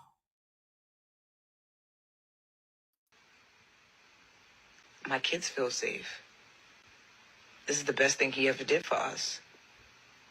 So what was happening all these years that this shit, like literally I've known DC and Virginia to have this type of shit going my whole life, and I'm in my 40s, okay? Almost touching it. So what was really truly going on? If a motherfucker became president 9 months ago and cleared that shit out with just a flick of the pen, I'm just thinking, like, did y'all really ever care? She's asking the right question because these areas are controlled by Democrats. But the best way to No, don't try to change nothing, Breathing Channel. Don't try to change nothing. Nobody said anything about you being rich. What we said was, what did you get for going over there? What does this president do for you over there? What is it that you get from going over there? See, when I go somewhere and I jump the fence and go over to something, I got to have some kind of benefit from going over there. What is the benefit? You free to criticize Black people because that's the only thing I see y'all doing. Only thing I see y'all doing is criticizing Black folks. Make America great again when, dummy? When was it great for the Black people? Please explain. Please explain to me when make a great when. It wasn't even great for you poor white trash. How the hell is it great for the Black people? It wasn't great for you poor white trashes. How the hell is it great for the Black people? Whoo! Zombies, boy. No, don't block him. My babies need to learn some shit. instead of being a zombie. He needs to learn some stuff instead of being a zombie. When was it ever great for you white trash people? When was it ever great for the poor trash black people? When was it great? Please explain to me when it was great. I would like to know. I'd also like to know, yeah, white fatigue is real too, JP, PJ, for real, for real. White fatigue is for real, for real. I'd love for y'all to put into the chat what this big, beautiful bill has done for you all. Please put that in the chat. I would love to know. I'd love to have a discussion about what this big, beautiful bill did for you. Black trash, white trash, whatever trash, poor trash, however you want to put it. I would love to know what it did for you. I'd love to know. Please express it. Please. Yeah, we all have that. We have Caucasian exhaustion, black exhaustion. We all exhausted about each other. Understand people is to pay attention to their incentive structures. Democrats are not incentivized for Black Americans to do better. If you think about the Democrats' platform, it's about making everybody a victim. If you're Black, the system's racist and it's against you, and we are the people who are going to fix that problem for you. Those Republicans, they're racist. If you're gay, they don't like you because you're gay. If you're a woman, they don't like you because you're a woman. If you're an immigrant, they don't like you because you're an immigrant. And again, back to Black people, the reason you're struggling. How am I calling people trash, T-Smoke? Because that's what a lot of people call Black people inside their head. And it's what a lot of people, white people, it's what a lot of Black people call white people inside their head. I just said it out loud. I just said it out loud. That's all. Struggling is because of history, racism, and the system. It's not your decision making. It's not you making poor decisions. But here's the thing. If they can keep you focused on everything except accountability and your own personal agency. And here's the thing. I really like to know what this accountability and agency is about. Someone please explain what he means by accountability and agency. Because I could have sworn I just said something about white people not taking accountability for their victim mentality. Is that the same as the Black victim mentality? I'd love to know. Can somebody please explain what that means? No, it's not a whitey hating channel. I don't hate white people. I just want white people to have accountability for this systematic racism. And I want Black people to have accountability to say, we want to hold you accountable. Has nothing to do with me hating white people. I don't hate white people at all. I hate systematic racism. And I hate when white people and Hispanic people and Black people see this systematic racism and they don't do anything about it. You see it and you let it continue. I'm not against white people. I have no problem against white people. I have no problem against Black people. I have a problem against people who see systematic racism and don't do anything about it. That's what I have a problem with. That makes you a perpetual voter for Democrats because you will continue to believe that the reason you and your people are not succeeding is because the system is racist. And you see what I'm saying? He's talking about racism. People are racism. See, people don't understand the difference. There's a difference. There's a difference between systematic racism and people being racist. Okay, sure, racism is the boogeyman under the bed. These are for people who don't see the systematic racism that is there. And I'll explain it to the zombies in the back. I'll say it again.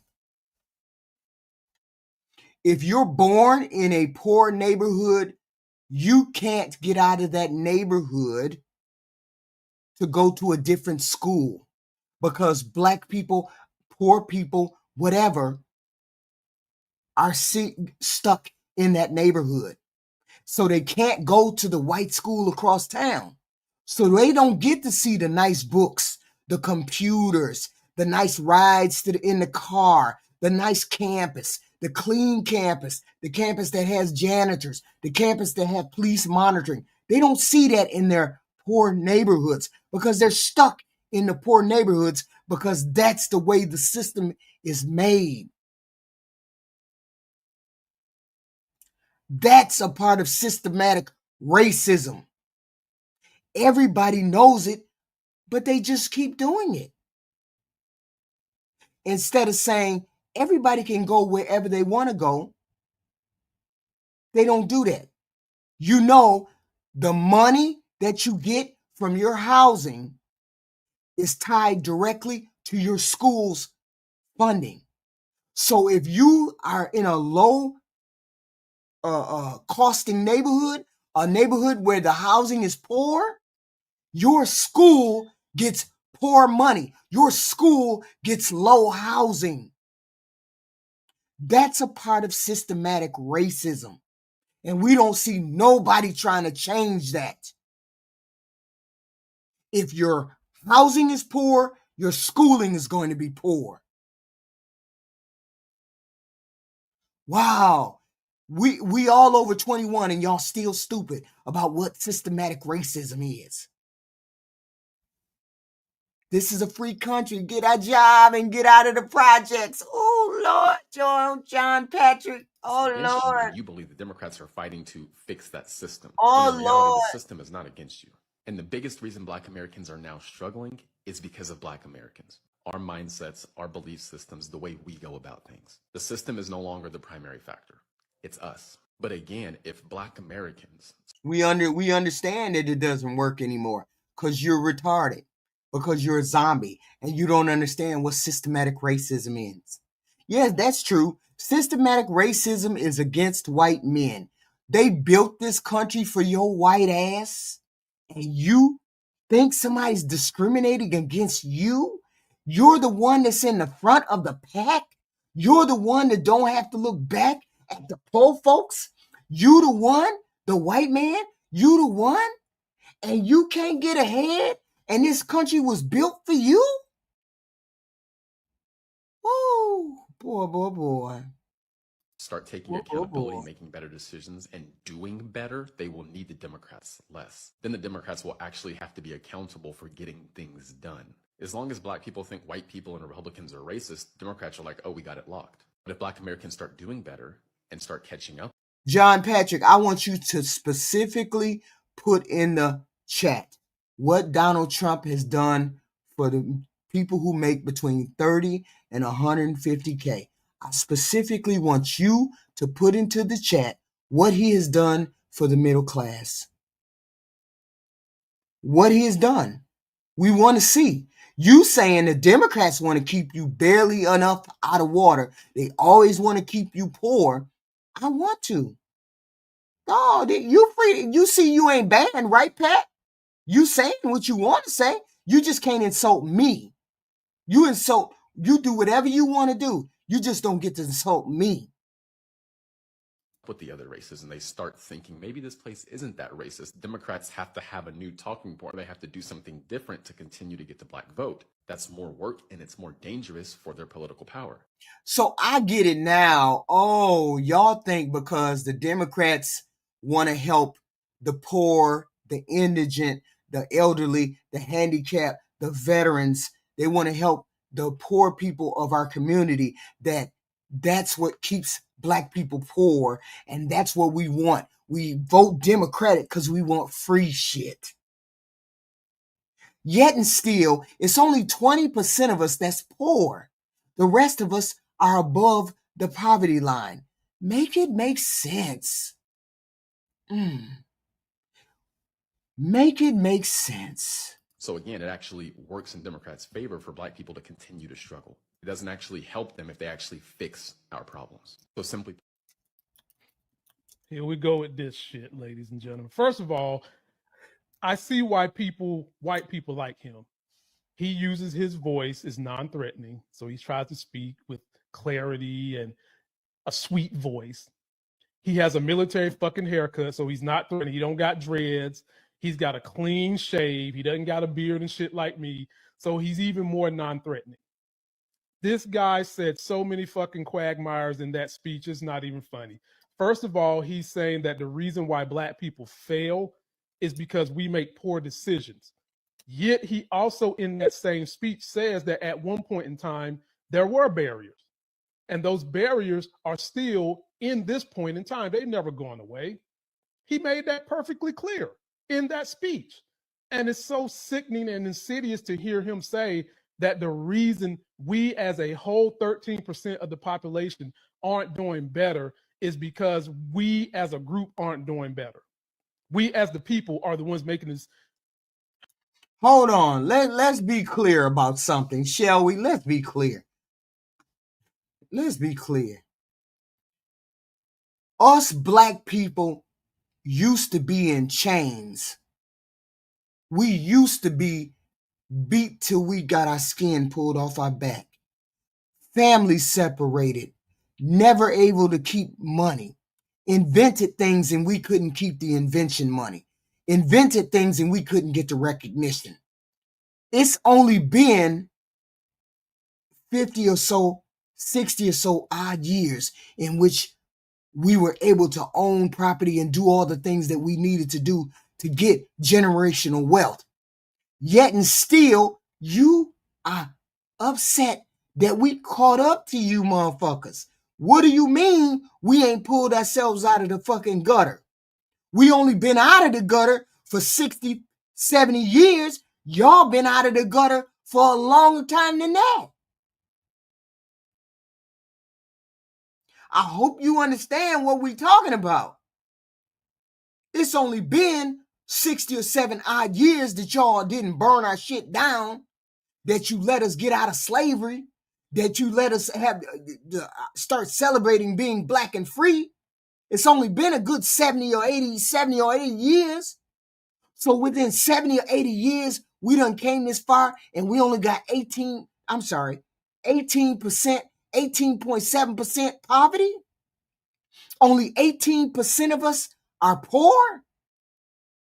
We done came 80 years to being only 18% below the poverty line, but yet y'all been on this motherfucking planet. Y'all been in this country all this time, and we done caught up to y'all, and y'all's poor percentage is 17%.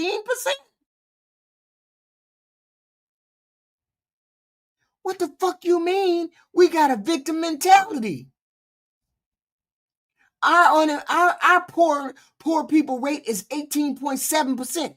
Your white poor rate is 17.3%. We only been out of chains for at least 80 years. And we done caught up to y'all already? 80 years free? And we done caught up to you already? What the fuck you mean we turned the fuck up? Fuck you mean? The fuck is wrong with you people? You need to think about that. We just got the fuck out of chain. We just got out of Jim Crow 80 years ago, 60 years. We just got out of Jim Crow when we couldn't own property. We couldn't go to certain neighborhoods. We couldn't have certain jobs. Men were going to prison. Are you kidding me? Y'all need to think about what the hell some of y'all be saying. How many damn bad decisions have y'all seen white people make as a group, but they're still in the lead? Why is that? Is there any? I am rich, dummy. Rich to you, zombie. Nobody's complaining about being rich or poor, zombie. What? One oppressing them? Is there any filter stopping them from going higher? No. If anything, they are the beneficiary.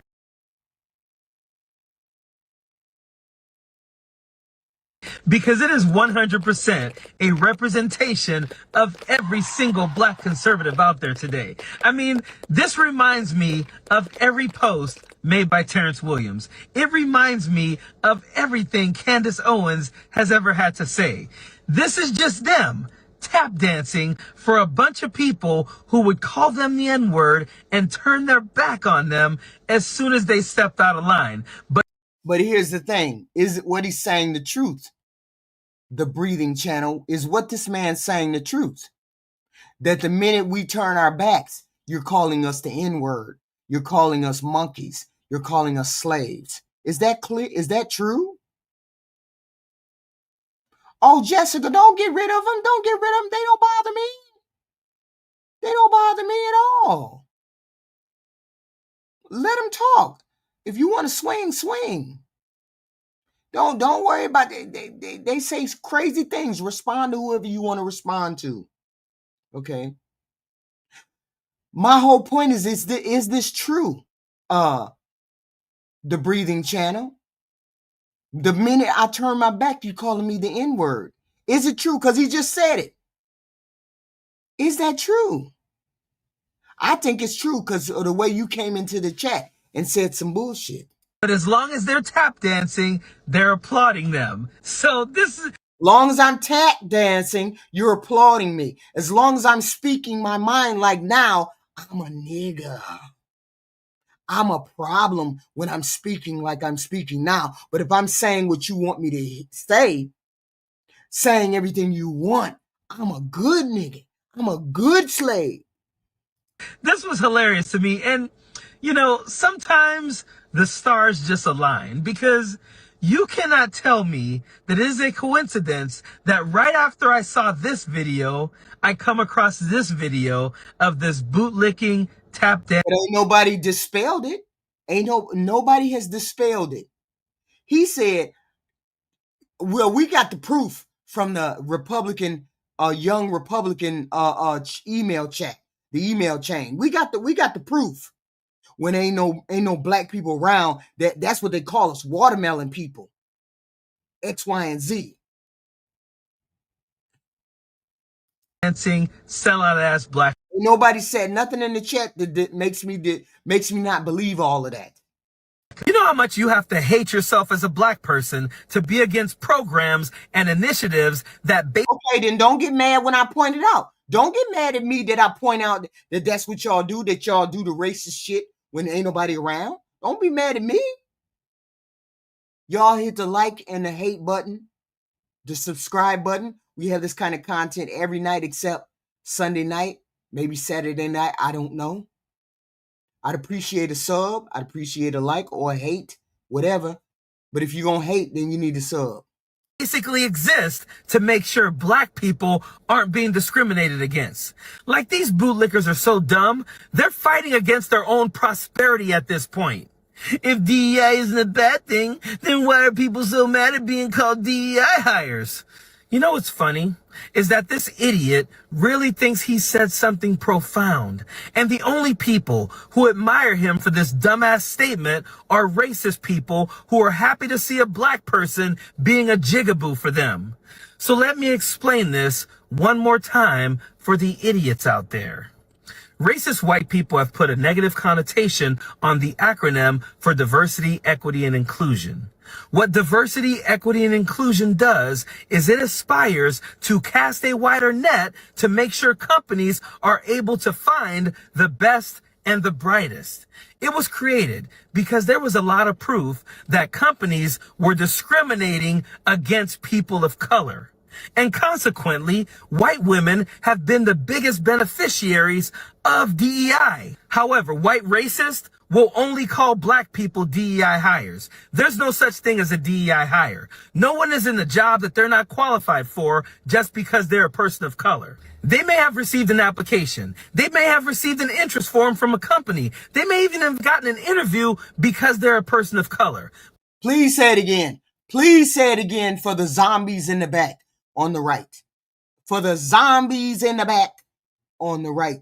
The Trump right. Please say it again for the zombies. They might have got an application. They might have filled it out. They might have did all those things. But ain't nobody fucking hired no DEI candidate.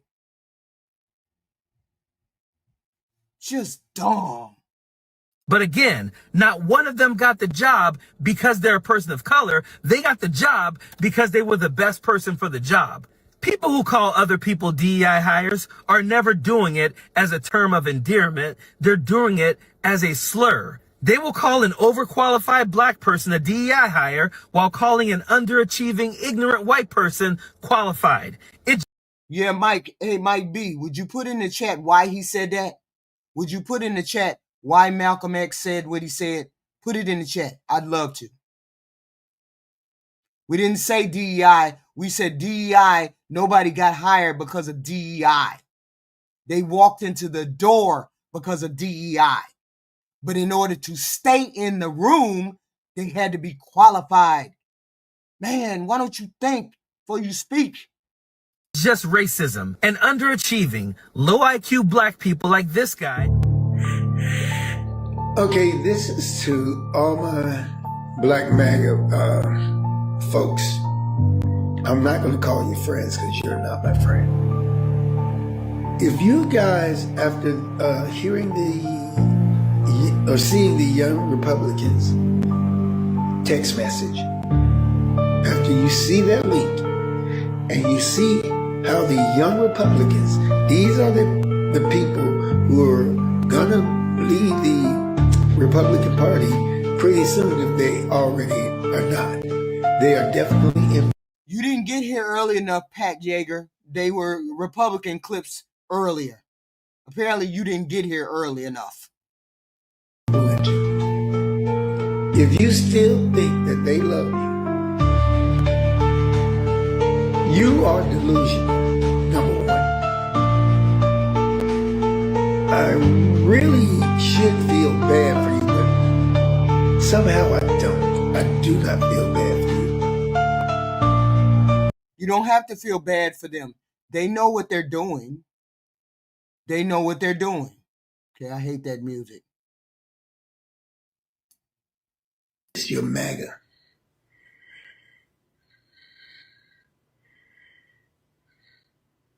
Anyway, it's on you. It's on you. Hello, TikTok world. Sitting here contemplating Black MAGA again. Well, I tried to understand why Black MAGA voted for Trump in 2024. And I couldn't understand it then, but it was their prerogative. They voted for who they choose.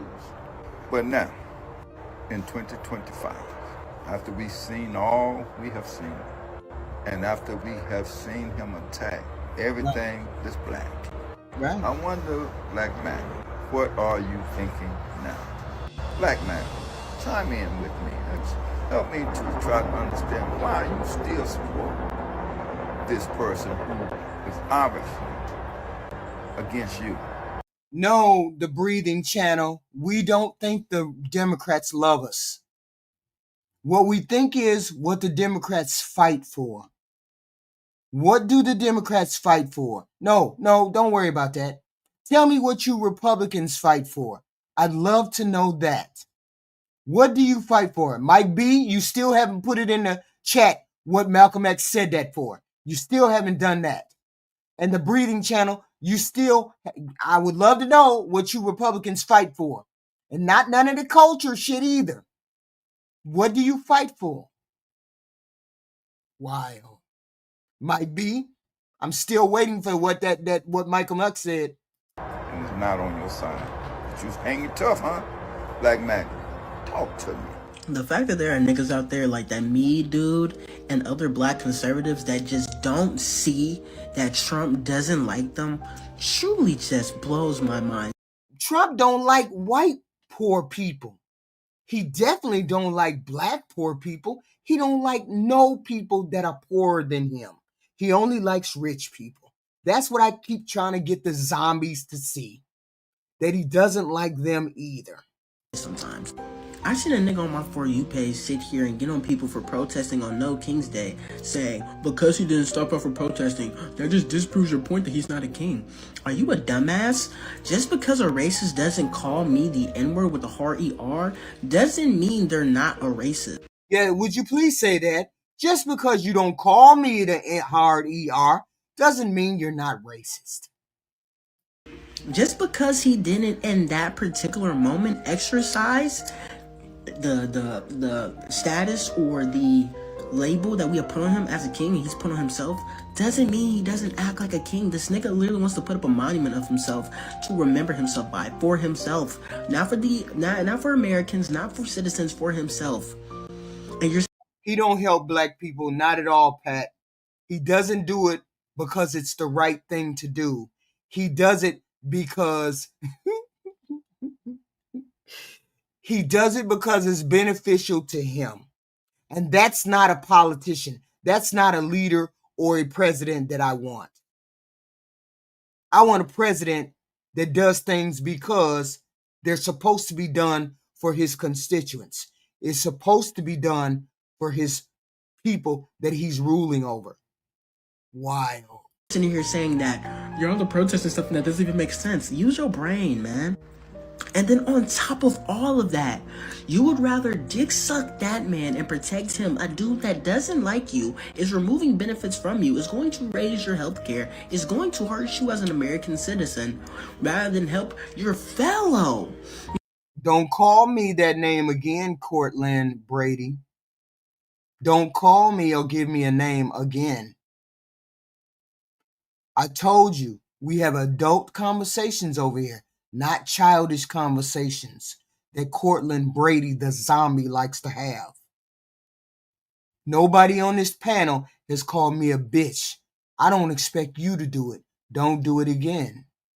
Your fellow black brothers and sisters out here who are really struggling, really going through it, you're not actually supporting. No, Pat Yeager, that's your problem. You're a zombie because you don't understand why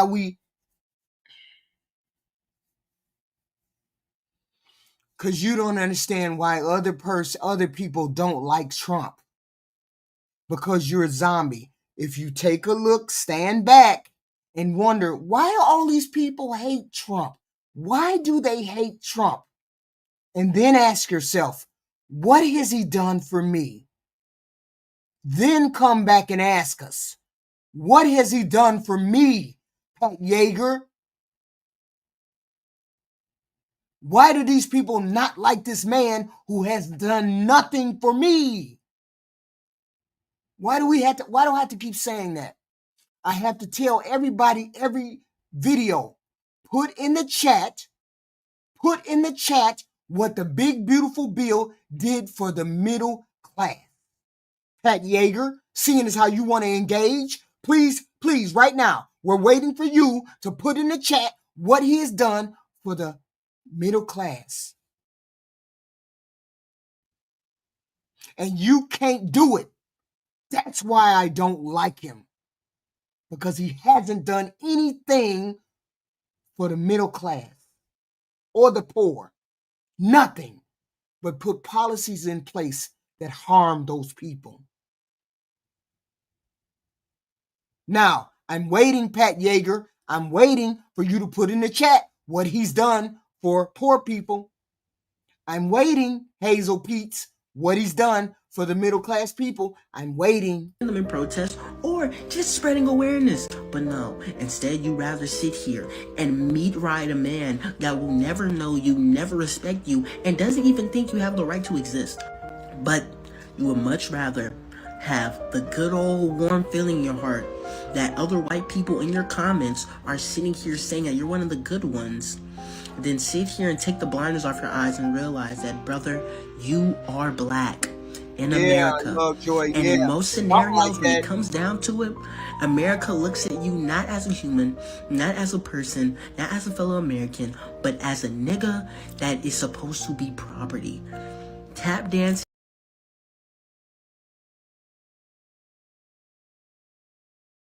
No, I'm still trying to figure out how we got poor people in the chat.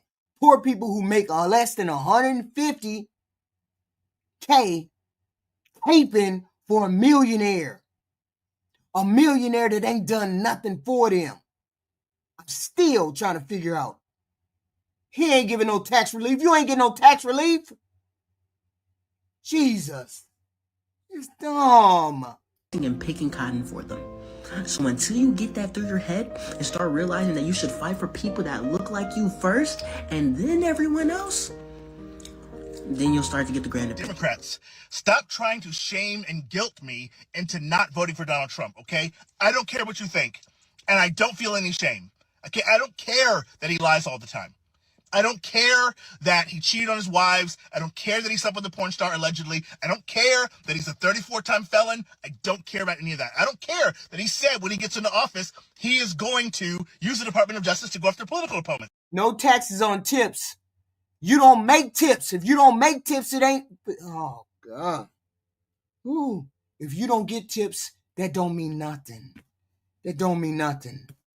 and taxes on overtime, that don't mean you get any money back. You don't get any money back with the taxes on overtime. You got nothing. I don't care about that. I don't care that he won't admit that he lost the last election. I don't care about January 6th at all. Okay? I don't care that he doesn't have a plan for health care. Okay? I don't care about that. I don't care that he doesn't understand how tariffs work. I don't care that basically when he was in office, he just rode Obama's good economy and didn't have to do anything, and then he lowered taxes on billionaires. I don't care about that. Okay? I don't care that right now the economy on almost every metric is good. I don't care that inflation is at its lowest it's been in 4 years. I don't care that unemployment is low. I don't care that the stock market just hit a record high. I don't care. Okay? I don't care that he keeps trying to sell us Bibles and shoes and watches. I don't care because I buy it. All right? I don't care that he used to not run around to black people. I don't care about that. All right? I don't care that he was friends with Jeffrey Epstein and flew in his plane all the time. I don't care. I don't care that he used to walk into the girls' dressing room while he was doing his pageants. I don't care. I don't care that he said he would grab women by the kitty. I don't care that he was found criminally liable for SAing E. Jean Carroll. I don't care that under everything I was ever taught in church about how to be a virtuous and good human being, he is none of it. I don't care. Well, then, what do you actually care about? Trump! I care about Trump. But why? Because he cares about me. And that's exactly how you Trumpsters sound. That's how you MAGA sound. Black MAGA, white MAGA. That's how y'all sound. Just how this dude is doing. I care about Trump. That's all I care about. You come up with all kinds of excuses for him not giving you any kind of help. He gave away $40 billion to Argentina. And he bankrupted the farmers. And he took away food stamps and Medicaid from poorest people. This is on record, Pat Yeager. You're a zombie. This is on record. He gave away $40 billion to Argentina. What part of that is a lie? What part of that is the liberal news? What part of that is the liberal news? I don't understand. What do you mean? Just dead head. What part of that is liberal news? We ain't talking about Biden. We're talking about this president, John Patrick. Stay on the goddamn subject. We understand that it was $1 billion loan. So what about the money to Israel? Was that a loan too? The money to Egypt, is that a loan too? None of that stops. Even though our government is shut down, none of that money stops going over there to Egypt or Israel or Argentina. None of that money stops. So what is your point? I believe him. But the first thing you said was that he lies all the time. He lies to you, not me. But he doesn't even talk to us. He only talks to you guys. But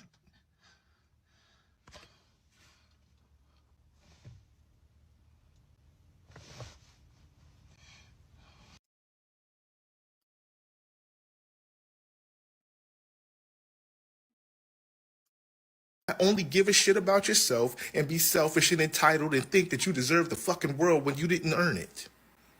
Yes, Israel gets free health care and education, but we help supplement their country. But we can't get free health care here. We can't get free education here, but we can afford to do what we can do to another country. And then I ask yet again, people like Pat Yeager, T Smoke, John Patrick, what has he done for the people between 30,000 and 150,000? I don't like him because he hasn't done anything for poor working people. That's why I don't like him. It has nothing to do whether he's white or not.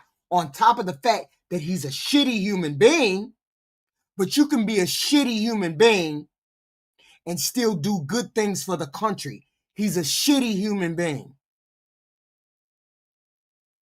And he still has not done anything for the middle class. Between 30,000 and 150. I'm still waiting for that person to put in the chat what that big beautiful bill done for you. I'm still waiting. He was a shitty human being, but he still hasn't helped the middle class. You're free. Everybody's free, dummy.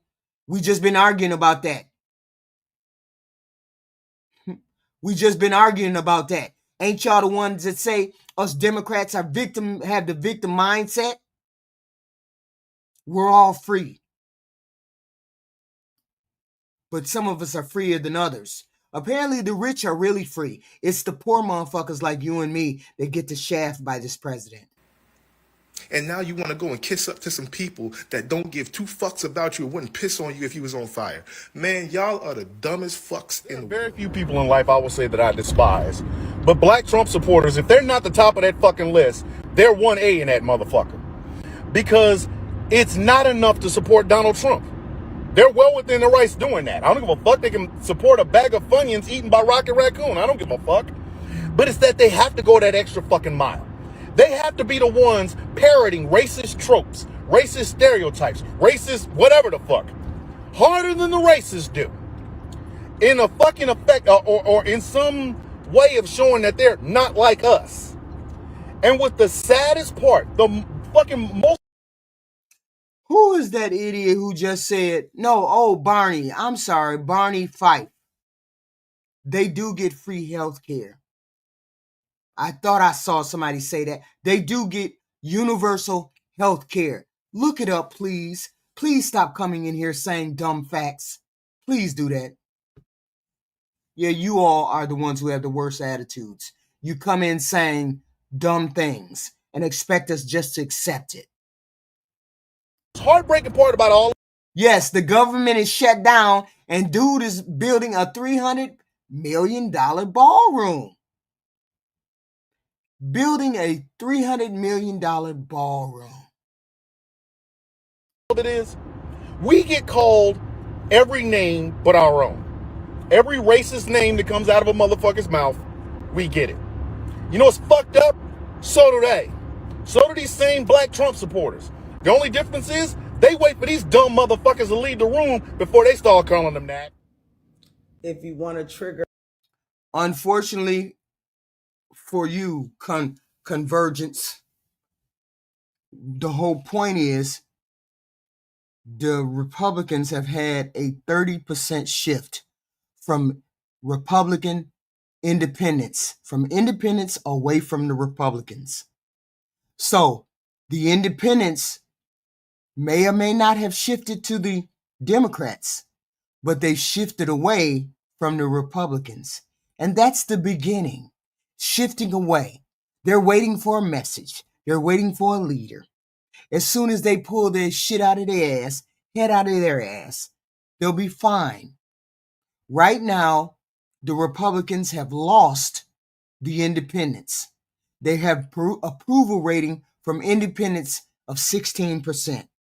So, basically what that means is the people who decide elections have walked away from the Republican Party so far.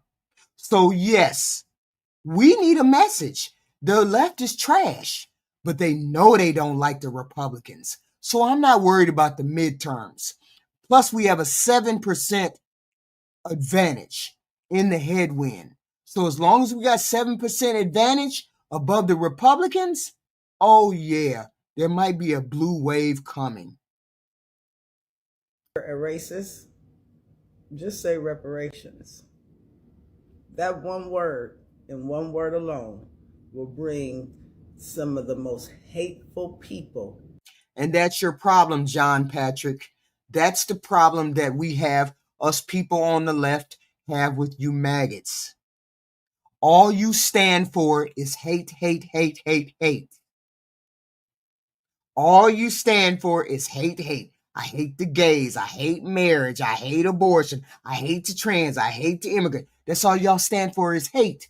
What do you stand for, John Patrick? Do you stand for anything? What do you think What do you think about this country? What do you think about what the president is doing? What do you think about the president not helping the middle class? I don't give a damn what you think about abortion, children perversion, all of that. All y'all do is hate. You maggots don't stand on nothing. And I saw the reports today, convergence today. That's the status today. Regardless of what Pat Yeager has said, the Democrats have a 7-point headwind above the Republicans. 29% of the independents have moved away from the Republican Party because they're turned off by the Republican Party, turned off about what Trump is doing. So if that holds, it's going to be a blue wave. It's going to be a blue wave. That's all we need is a good message and a good messenger, because we have policies that people actually like. Our policies people like. The Republicans don't stand on anything other than hate, hate, hate. We hate the abortion. We hate the trans. We hate the black and brown. We hate the immigration. We hate all that. That's all they have to stand on is hate. So when Democrats get into office, Democrats always prosper the country. That's the problem. The Republicans don't know how to govern. It just is what it is. Nick Horn, please do your reading. Okay? I can't help it that you're retarded. To your comment section. And racists will bring it up. So when other racists see it, they can begin to chime in on it, and they can try to gang up on you about this conversation of reparations. And you know, the main thing that they all say is that, you know, about my tax dollars. None of us as Americans have any idea how our tax dollars are spent. Like, we have no fucking idea. Not even on the local level, let alone on the federal level. And then the next one is, oh, we didn't own slaves. Well, who cares? Because seriously, if your family chose to come to this country knowing the history of it, then you got to take the good with the bad, the bitter with the sweet. You can't just be like, oh, I wasn't here, or I wasn't this, or I wasn't that. When your family members chose to become Americans and they used that 14th Amendment for their children that were born on this soil to become Americans, they used the amendment that was written for slaves for you to become American. Guess what? That tied you to slavery. That's wild. Here we go. That affect our entire community. Second, their rhetoric helps justify racist state and local legislation and ordinances and regulations and rules that entrenches this systemic inequality at every level of government. Third, they're pushing a dangerous narrative about black men that can lead to harmful and targeted policies, especially affecting black men. Fourth, they're sowing racial hatred among white Americans to build public support for dismantling the Civil Rights Act. That's their real target. That's their real objective. Fifth, silence allows their lies, think about it, to spread unchecked, and younger black people might internalize that racism. That is, if no one challenges this racist narrative. 6, many younger black men are being pulled toward MAGA without understanding its anti-black racist roots. So exposing these racists is necessary to protect our younger community. Remember, an increasing number of young black men voted for Trump in 2024. So we got to protect them from deception and disinformation. And finally, and what I find really offensive is these two pastors use the Bible to justify their hate. And I will not be silent as they misrepresent Jesus, his word, and his kingdom. And there we have that, right? Because the whole point is, right, he does. Trump is always playing the victim, saying the white man ain't getting his fair shake. The white man is the victim. Okay? Yeah, they don't mind giving money to Argentina or Egypt or Israel, but they sure mind giving money to the elderly, the handicapped, and their veterans. They hate that. They hate all of that. But yet and still, it's always, you're the victim. You're the victim. We're victims. Okay? No, you Republicans don't stand on nothing. You hate, hate, hate. Yes, you do. Yes, you do, Pat. You hate. Because you don't like people who have an abortion. You hate people, the immigrants. You hate the black people. You hate the Jews. You hate the, the trans. You hate the gays. You hate, hate, hate all of these people. That's all y'all do is hate. Y'all don't stand on nothing. Because if you stood on something and you was a real Republican, you would be standing on what this president is doing and holding him accountable. But you don't stand on nothing. You just go along with it. Oh, well, that's the way it is. We don't care. And he don't do jack shit for you. That's the shit I don't like. Don't do jack for you. Ain't did nothing for you. And you over here caping for somebody who didn't do nothing for you. That's the shit I don't like. Nothing for you. Ain't finna do nothing for you. Ain't trying to do nothing for you. And you over here caping for this man. So no, silence is not strategic. It's not a strategy. Peacefully and positively confronting these races is a strategy. We didn't know that TSU was an HBCU until the night before. He didn't. Black people study their tricks. Study their tricks. You see what they're doing right now? Right now they're spinning the narrative. Oh, poor white boys. We didn't know we was going to HBCU. We just stumbled upon an HBCU. And we were going there just to have civil educational conversation. But these animals drove us away. These animals kicked us off. These animals limited our freedom of speech. You went into a historical black college, right? To bother black folks, to agitate black students. You wanted this reaction, right? You just didn't expect for them to go as hard as they did and you getting kicked out of there. Even when they're lying, they're blatantly lying. But even when they're lying, listen to his words. We didn't know. He didn't know. So that means you knew. You came unsolicited. Nobody asked you to come there. And then you came there with racist rhetoric. What do you think is going to happen? Point. I'm not going to lie to you. I learned some of my best tricks from white folks.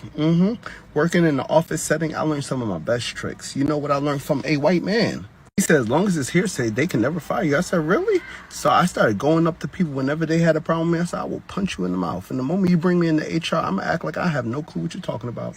Never had a problem in my job since. They're spinning a narrative. White victimization. They never got ahead in this country from doing things the right way. They always had to spin the narrative. First time ever on my life, I've considered kicking a black woman for perpetuating such violent anti-black stereotypes.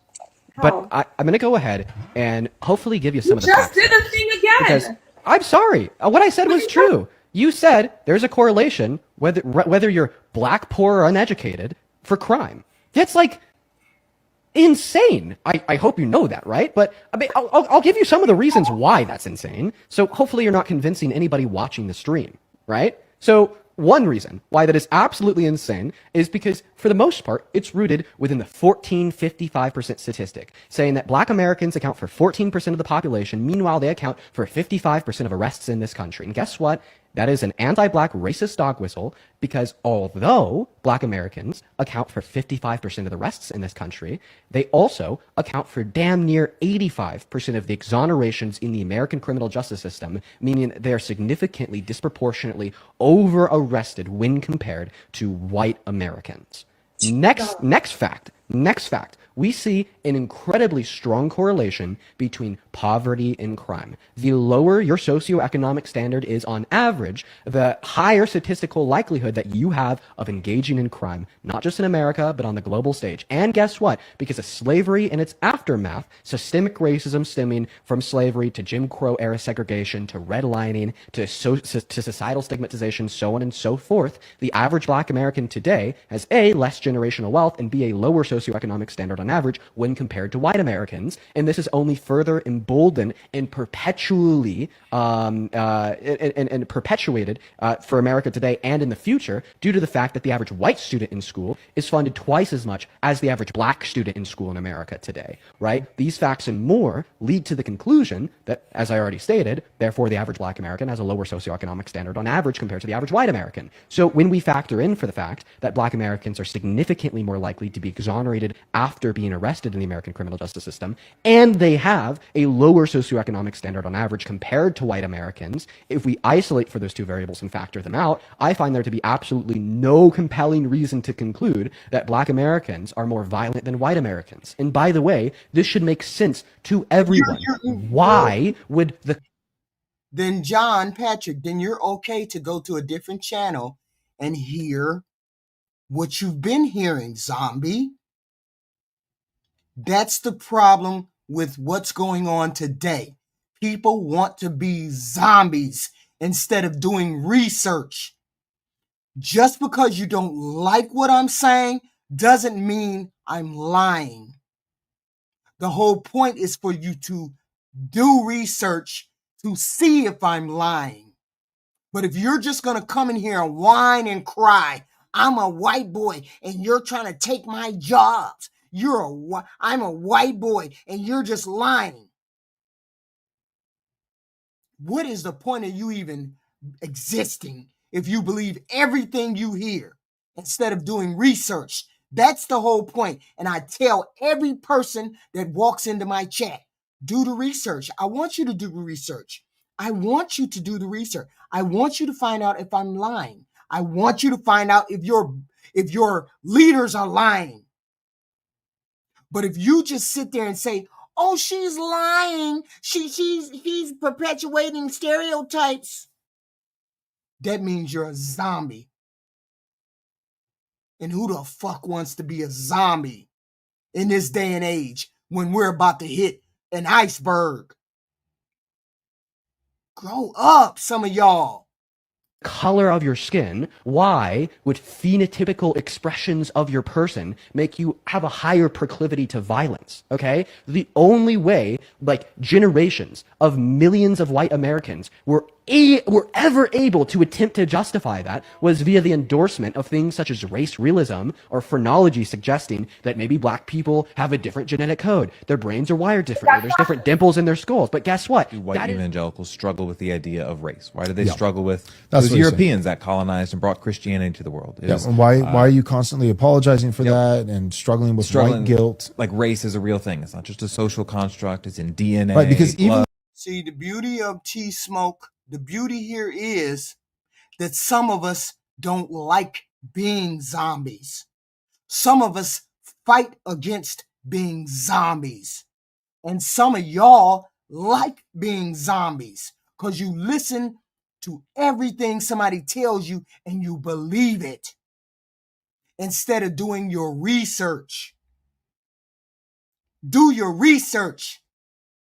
Because the first thing I hear you people say, oh, you're on the Democratic plantation. Don't even know what the fuck they talking about. Oh, y'all Democrats just want to have abortions. You Democrats just want to be immoral. You Democrats do all the crime. Zombies don't never want to do no research. Because if you did research, you wouldn't be in here saying I'm lying. the bone conservative marrow. guys, when they push back against, BLM and like, we was kings, and all this kind of like black people are great. And the only things that's ever been bad about them is because they're victims and have been oppressed and blah, blah, blah, blah, blah. And so when BLM and wokeness and all that stuff was going on, there were conservatives who pushed back. They were a little cowardly and a little late, but eventually they pushed back. But even the ones who pushed back, they pushed back to say, black people aren't that great, but neither are white people. And you're doing identity politics, by saying that I'm black and these are my people, but no one should be doing it.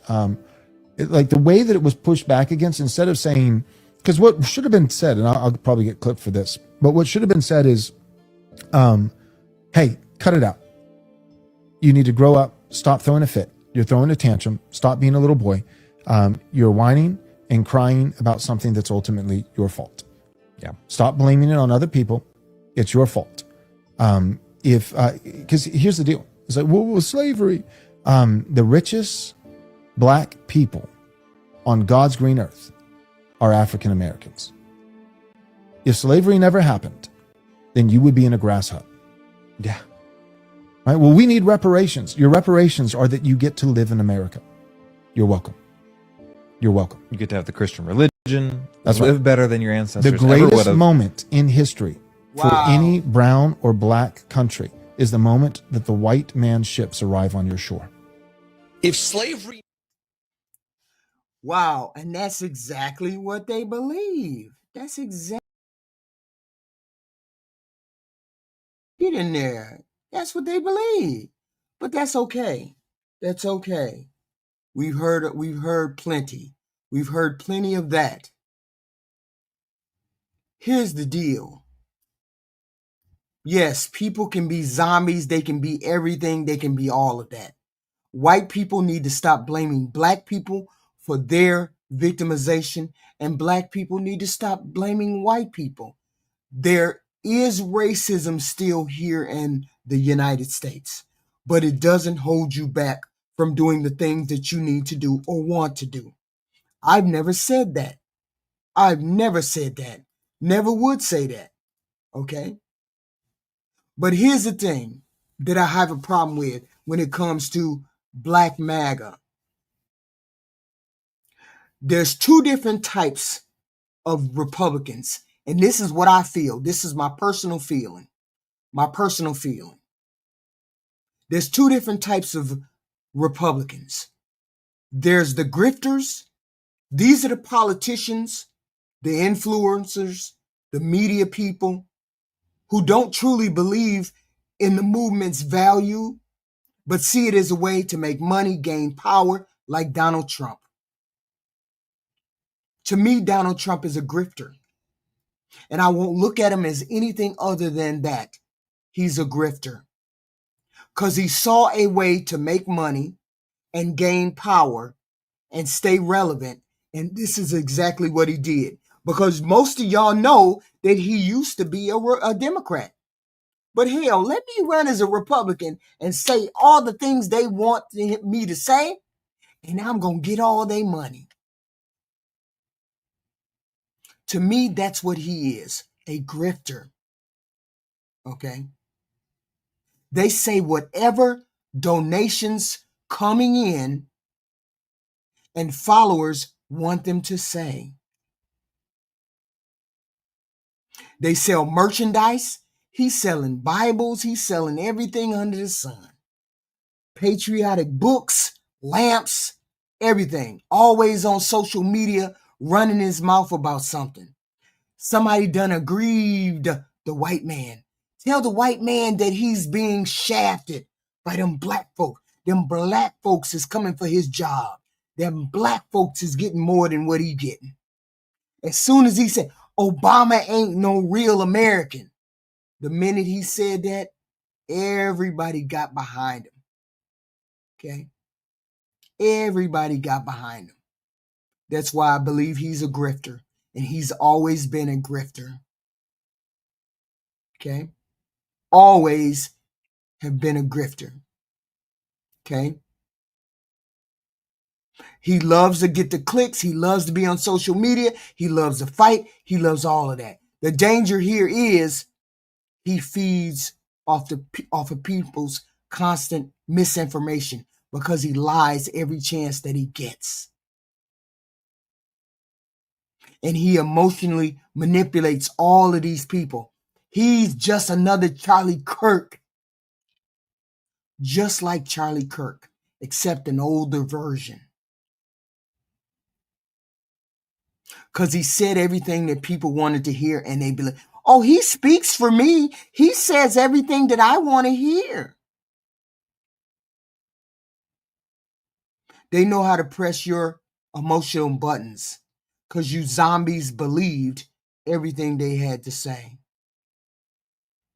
Even if it meant dividing your families, spreading lies, or weakening our democracy.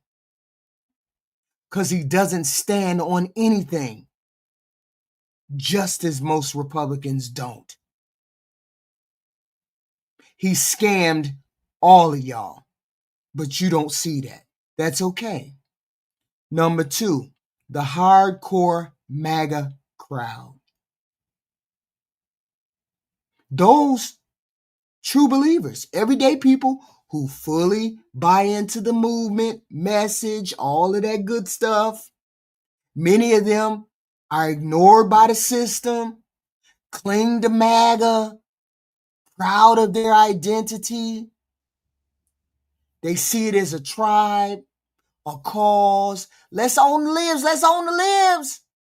But the problem with you maggots is many of your beliefs come from unreliable or biased sources that play on your fear and your resentment. Because all I heard you guys say a moment ago was, we hate people who are trans. We hate the gays. We hate the people who have abortions. We hate the people who follow the Democratic Party. We hate the brown immigrants. We hate illegal immigration. It's all you do is hate, hate, hate, hate, hate. And that grifter, that shyster, played on your fears. Your fear and your resentment. You can be easily led by whoever yells the loudest or promises to fight for you.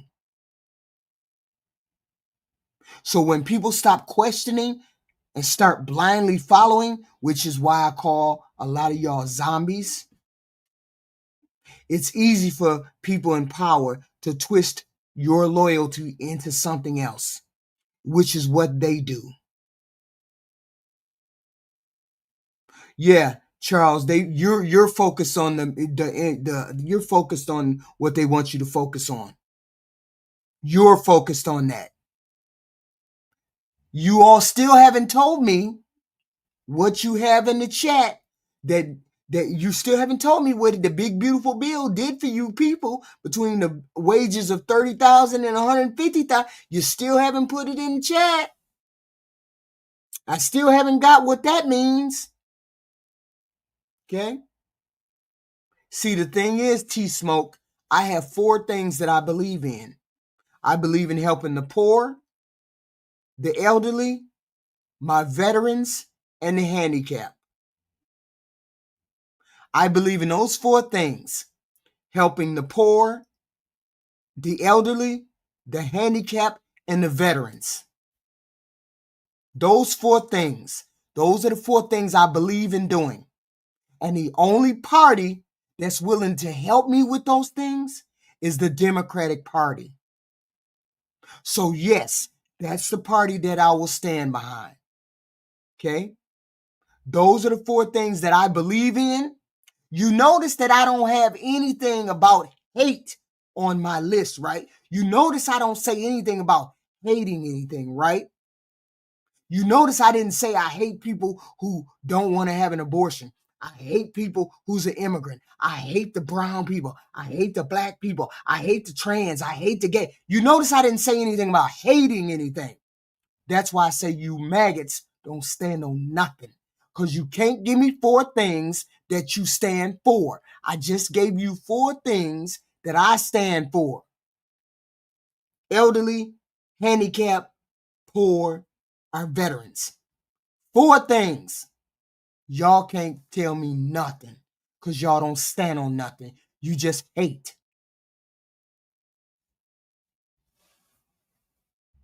Because you blindly follow the people without doing any kind of research.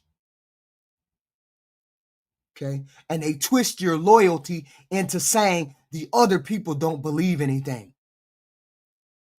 This is how democracies slide into authoritarianism. When you just thrive on emotion, and that's all y'all do is thrive on emotion. Y'all hit the like button, the share button, the hate button. Subscribe to the channel. We have content like this every evening. I'm trying to wake zombies up out here. I'm trying to get people to think. I'm trying to get people to do their own research. I'm trying to get people to question the things that they hear on the news. Specifically Fox News. Specifically from this grifter president. Why is it that we have to have the government shut down and yet and still they're still giving money to Israel and Egypt and Argentina? I wonder why our government can't do for us poor people, but they can give money to the rich countries, the other countries. They can give them stuff. Why they can't keep our government open? I wonder why they can't keep our government open.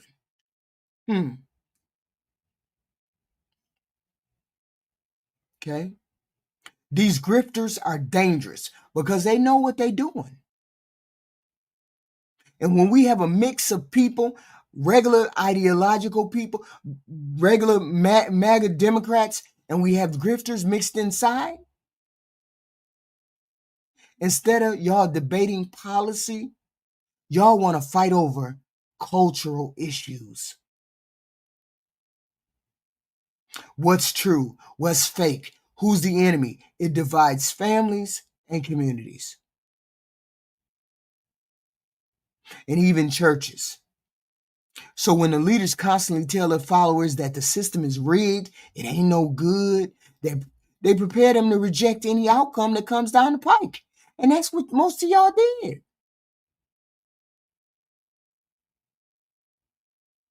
Okay.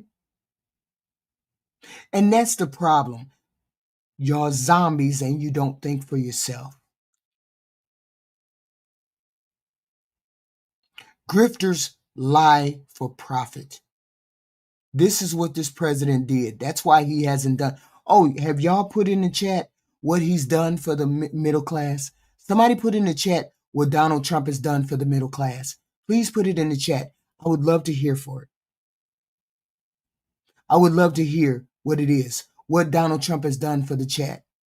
You can call me stupid all you want to, Colorado. I still want to see what Donald Trump did for the middle class.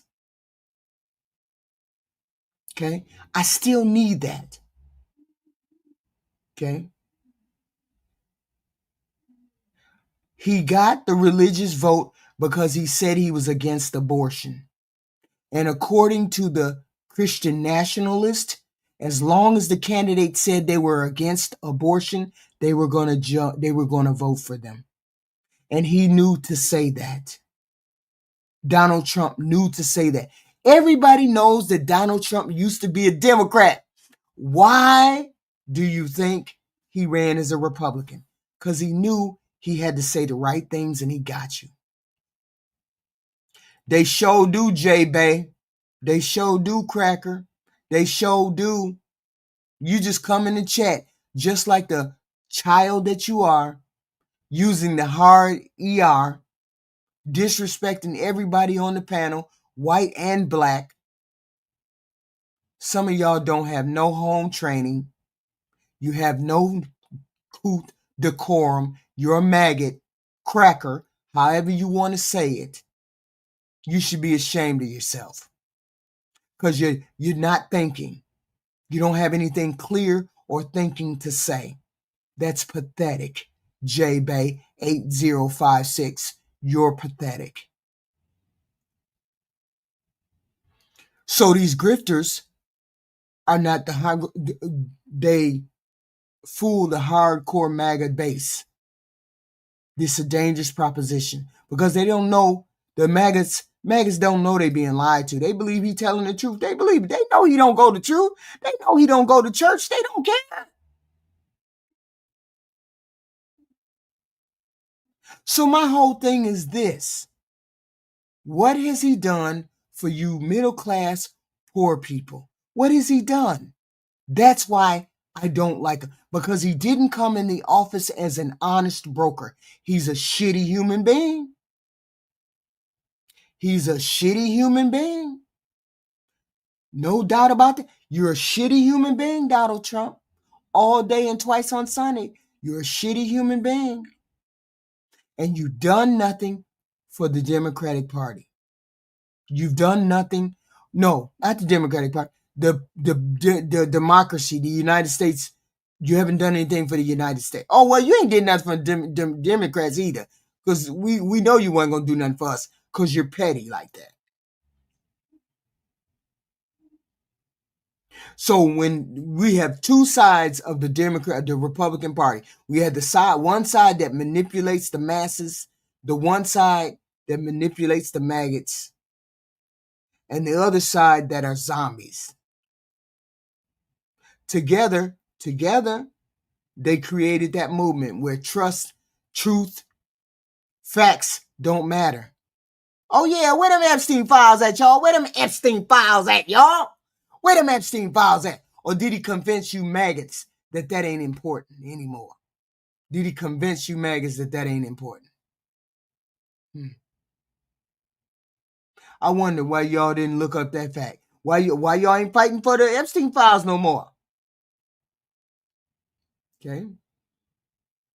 See, in the Republican Party, loyalty doesn't matter, truth doesn't matter, facts don't matter, because your president hung around with a pedophile. It just is what it is. PDF file. Okay. Loyalty outweighs morality, and anger is all you have. That's all I hear from you MAGAs is hate, hate, hate, hate, hate, hate. We hate the gay, we hate the trans, we hate the abortion, we hate the blacks, the browns, immigration. That's all y'all got is hate. I ain't seen, and you still ain't put in the chat what you like.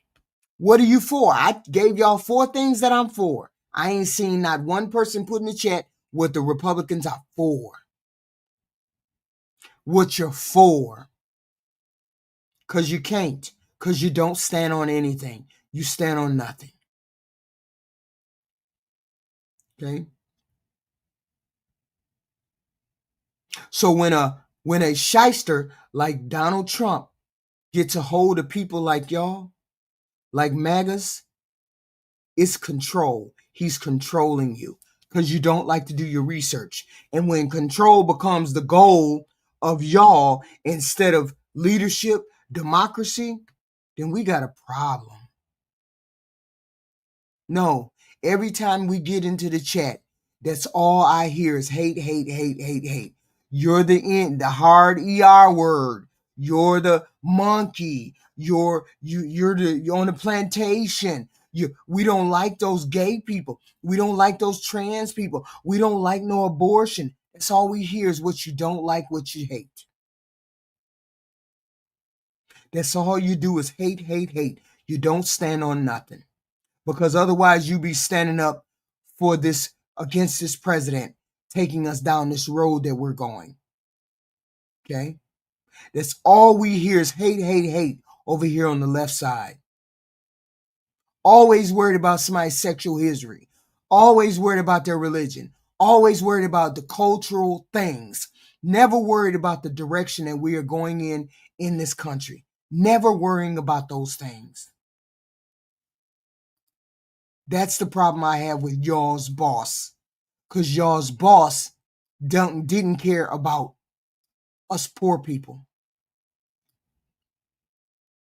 And I told you all, I'm still waiting for you all to tell me what he did for the middle class. Okay? What did he do for the middle class.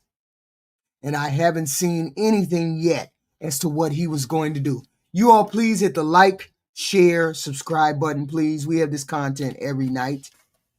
I know some of y'all are hating. Of course you're hating. Of course you're hating. But sub to the channel anyway. We can always have good things. Okay. Here, this Democratic lady again. Yeah, here is the Democratic lady again. Here's the Democratic lady again. Hold on. But I want to play y'all one video. I want to play y'all one. I want to play y'all one video. Y'all gonna hate on this boy. But we gonna play this one video going out the door. Because I think it's amazing what this young man said. I gotta hear what he's saying. It's amazing. So if you're watching this and you're a black person, they hate you. They loathe you. They despise your existence. What's my evidence for this? We've been live for about an hour now. We haven't had one Trump supporter come up here and tell us why they support Trump. No, we haven't. We haven't. We've had maybe 20 people come up here and scream the N-word, though. Republicans are more willing to slur. Republicans are more willing to hate crime. Republicans are more willing to despise you for your existence if you're a black person watching this than they are willing to give one intellectual reason why Donald Trump is a good president. So for everybody watching, I mean, I'm talking about the 2.2 thousand people on YouTube and the 7.3 thousand people on TikTok. This shit should be radicalizing you. I'm being so fucking real. This shit should radicalize you. How scary is that? The millions of Americans that support the president we have today don't support them because of reason, don't support him because of fact, don't support him because of logic. They don't support him because of anything in alignment with reality. They support him out of hate and disdain for you, if you are a black person, right?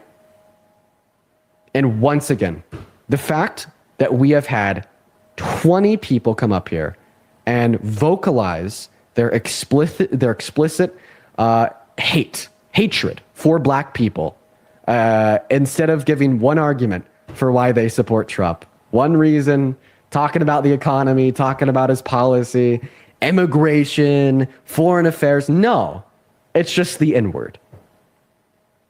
So if you're a black person, if you're a brown person, if you're BIPOC, MAGA hates you. No.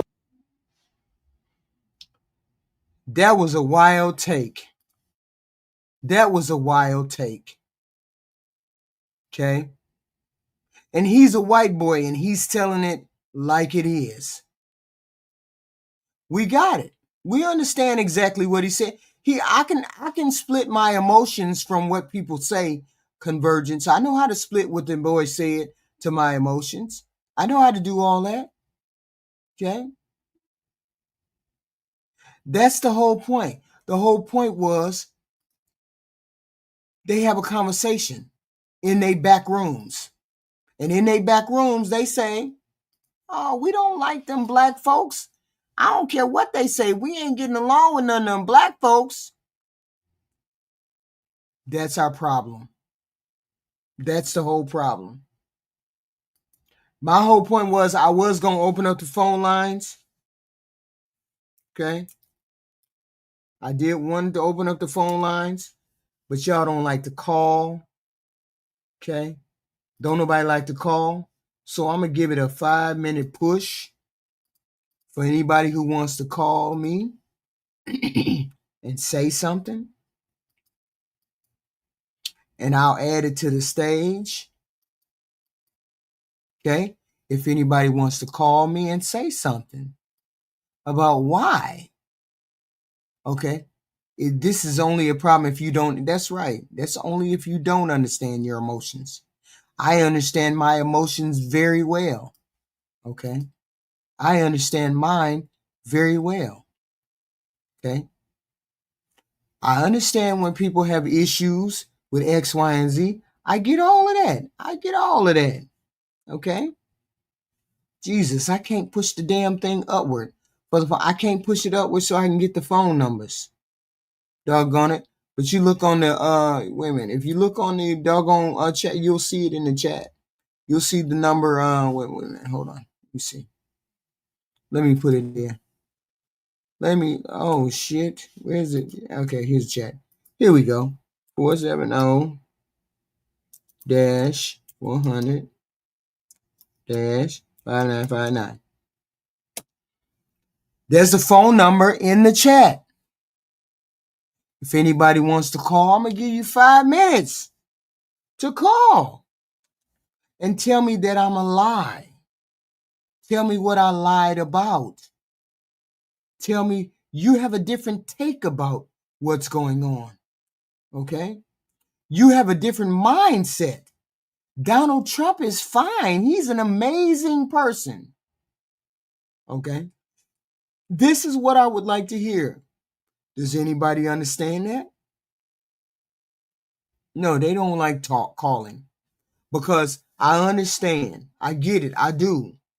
I've asked you to put into the chat what exactly Donald Trump has done for the middle class. Nobody can ever come up with what he has done for the middle class. He has only benefited himself. He has only benefited the rich people. He stole from charities. That's correct. He did steal from charities back in the day. He was best friends with Epstein. All of these things. He's a horrible human being. See, it's a different thing if he was a nice human being, but had a horrible background, but he was a nice guy because he helped the middle class. He helped the poor people, but he's not helping any of the poor people. He never helped any of the poor people. He doesn't have any plans to help the poor people. Okay? And I also know that the Republicans are able to open up the government if they want to. Okay? He can open up the government if he wants to. They can, in the Senate, they can do what's called cloture and do the nuclear option, and they can open up the government.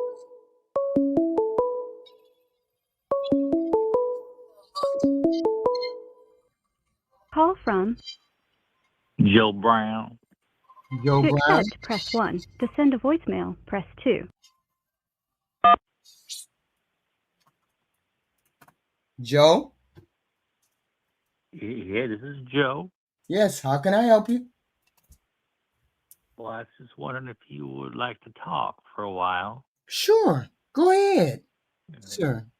Well, do you have any questions? I am a Republican. Okay. Here's my thing. This is the difference that I have found between Democrats and Republicans. Okay. I said to everybody in the chat, I said, I believe in 4 things. Can you all hear? Can you all hear? Please. Yeah. No, I mean in the chat. Can you all hear in the chat? Put a 1 and make sure you can hear him in the chat. Okay. I said to the whole chat, and I've been saying this since Charlie Kirk died.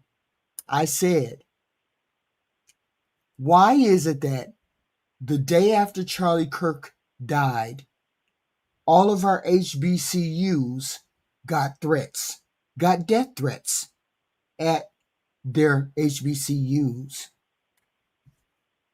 What's the HBCUs? The HBCUs, historically black colleges. Oh.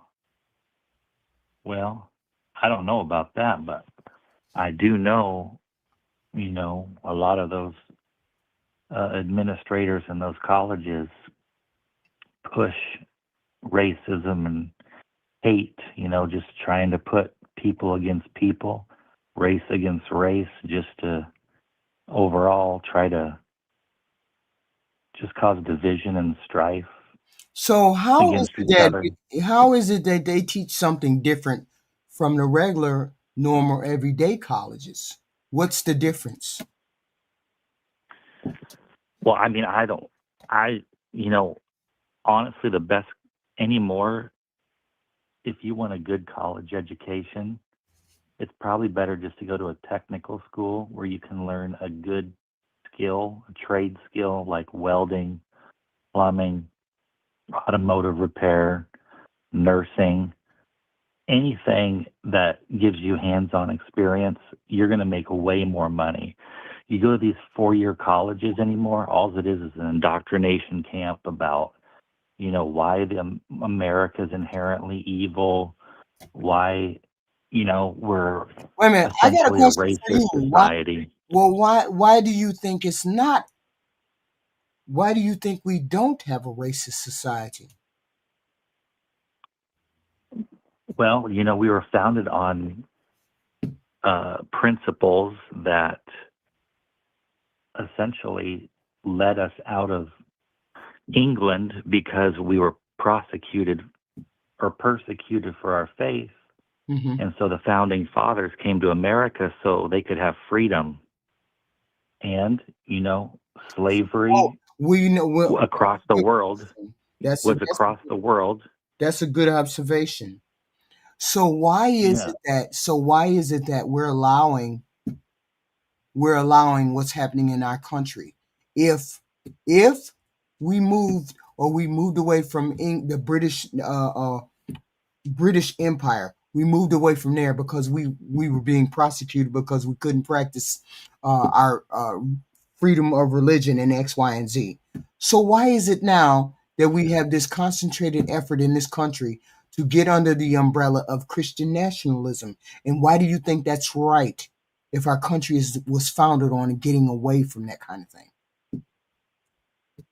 Well, I mean, you look at the values that we were founded on, you know, freedom of speech, right to bear arms. Well, one of the reasons why there was a right to bear arms is because, you know, they realized that governments eventually take control of the people and try to control them, manipulate them, you know, pretty much rule over them like a dictatorship. And so that's one of the reasons why that was. So why do you think that we? So why do we keep saying? Why do you think people keep saying this is turning into a fascist country? Why do you think we're saying that? Well, what would you define as the fascism? Well, a unhealthy fascination with one particular leader. When one particular leader tries to gather all the power under one centralized location, his. When he says or when they decide that they're going to punish their enemies or punish or squash down dissent of any opinion that doesn't align with theirs. These are the beginnings of fascism. Those are just three things. Those are just three things that this president has started to do. And this is called fascism. But one thing Trump hasn't done is he has not gone outside of the Constitution or the law to force people to do something. Why is he tinkering with the amendment? Why is what he amendment tinkering? has he changed? Why is he trying to tinker with the 14th Amendment? Why is he trying to mess with the First Amendment? Why is he trying to mess with floating the 19th Amendment? Why is he trying? You got to give me examples because I don't know what they all are. Okay, the 14th Amendment is 14th Amendment is natural born citizenship. Okay. Why is he trying to tinker with that? That's our amendment in our Constitution. Why are you trying to tinker with that? Well, you've got to think of it as a citizen, okay? So you belong to America. You were born here. You're a citizen, just as I am. If you have that amendment actually, if I remember right, Mhm. was implemented just, how did they go with this? There was something with slavery, wasn't it? It was With natural born. that, It was put into place yeah. for black. So Uh, it didn't pertain to people that were like coming from other countries, like as the founding fathers, but we have made it so that anybody from any other country who's here, if they have a baby, then that child is a citizen. So what happens is, it says all persons born or naturalized in the United States, born or naturalized. This right. this actually was put into place for black people and for people who were, what the hell are they called? They work in a foreign country. They're ambassadors. That's right. Okay. Okay. The subject, all persons born or naturalized in the United States and subject to the jurisdiction thereof are citizens of the United States and of the state wherein they reside. No state shall make or enforce any law which shall abridge the privileges or immunities of citizens of the United States. Nor shall any state deprive any person of life, liberty, and or property without due process of law. That's the due process that Donald Trump also. Well, I think what he's doing, what he's trying to do is he realizes, people know in the world that if you come to America, you can get onto the system where you're going to get free food stamps, you're going to get free housing, you're going to get free health care. And all you got to do is make sure you come over here and have your children so that you're qualified now. And that is, if you really think about it, that's taking benefits away from us citizens How is it taking benefits who were born away? here and worked our whole lives. And now these people are coming and stealing those monies that we've paid into the system away from us. Yeah, and but that's why, here's the thing.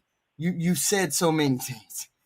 First of all, they pay into the system. They pay more than what they get out. Period. Two. I don't know Federal, about that. yeah, yes, they do. They pay more into the system. They pay more in taxes and all of that than they get out of the system. They got to pay taxes on whatever wages they make too. So they pay more into it and they don't get the benefits like everybody else. Number two, they cannot get food stamps, Medicaid, Medicare, anything through the federal government. That's up to the individual state to assign them food stamps or benefits or anything else. That's up to the individual state.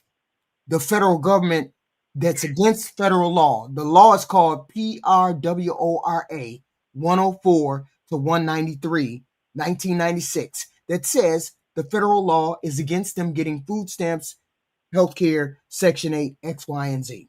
So that's number two.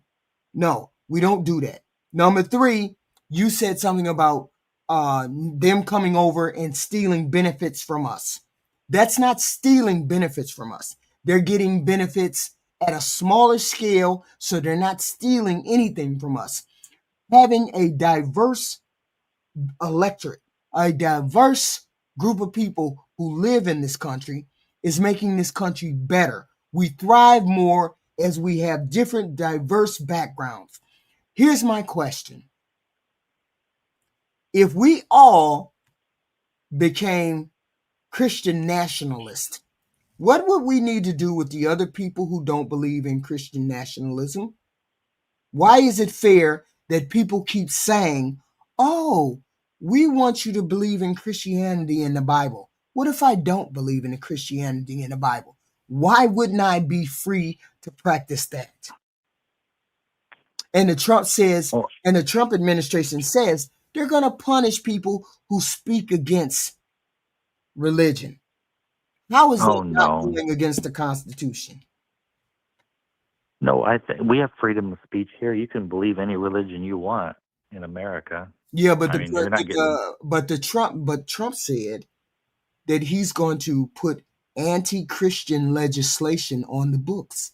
So he will arrest people who go against any kind of Christian. What I heard was he's going to do is try to limit Islamic people from coming to America.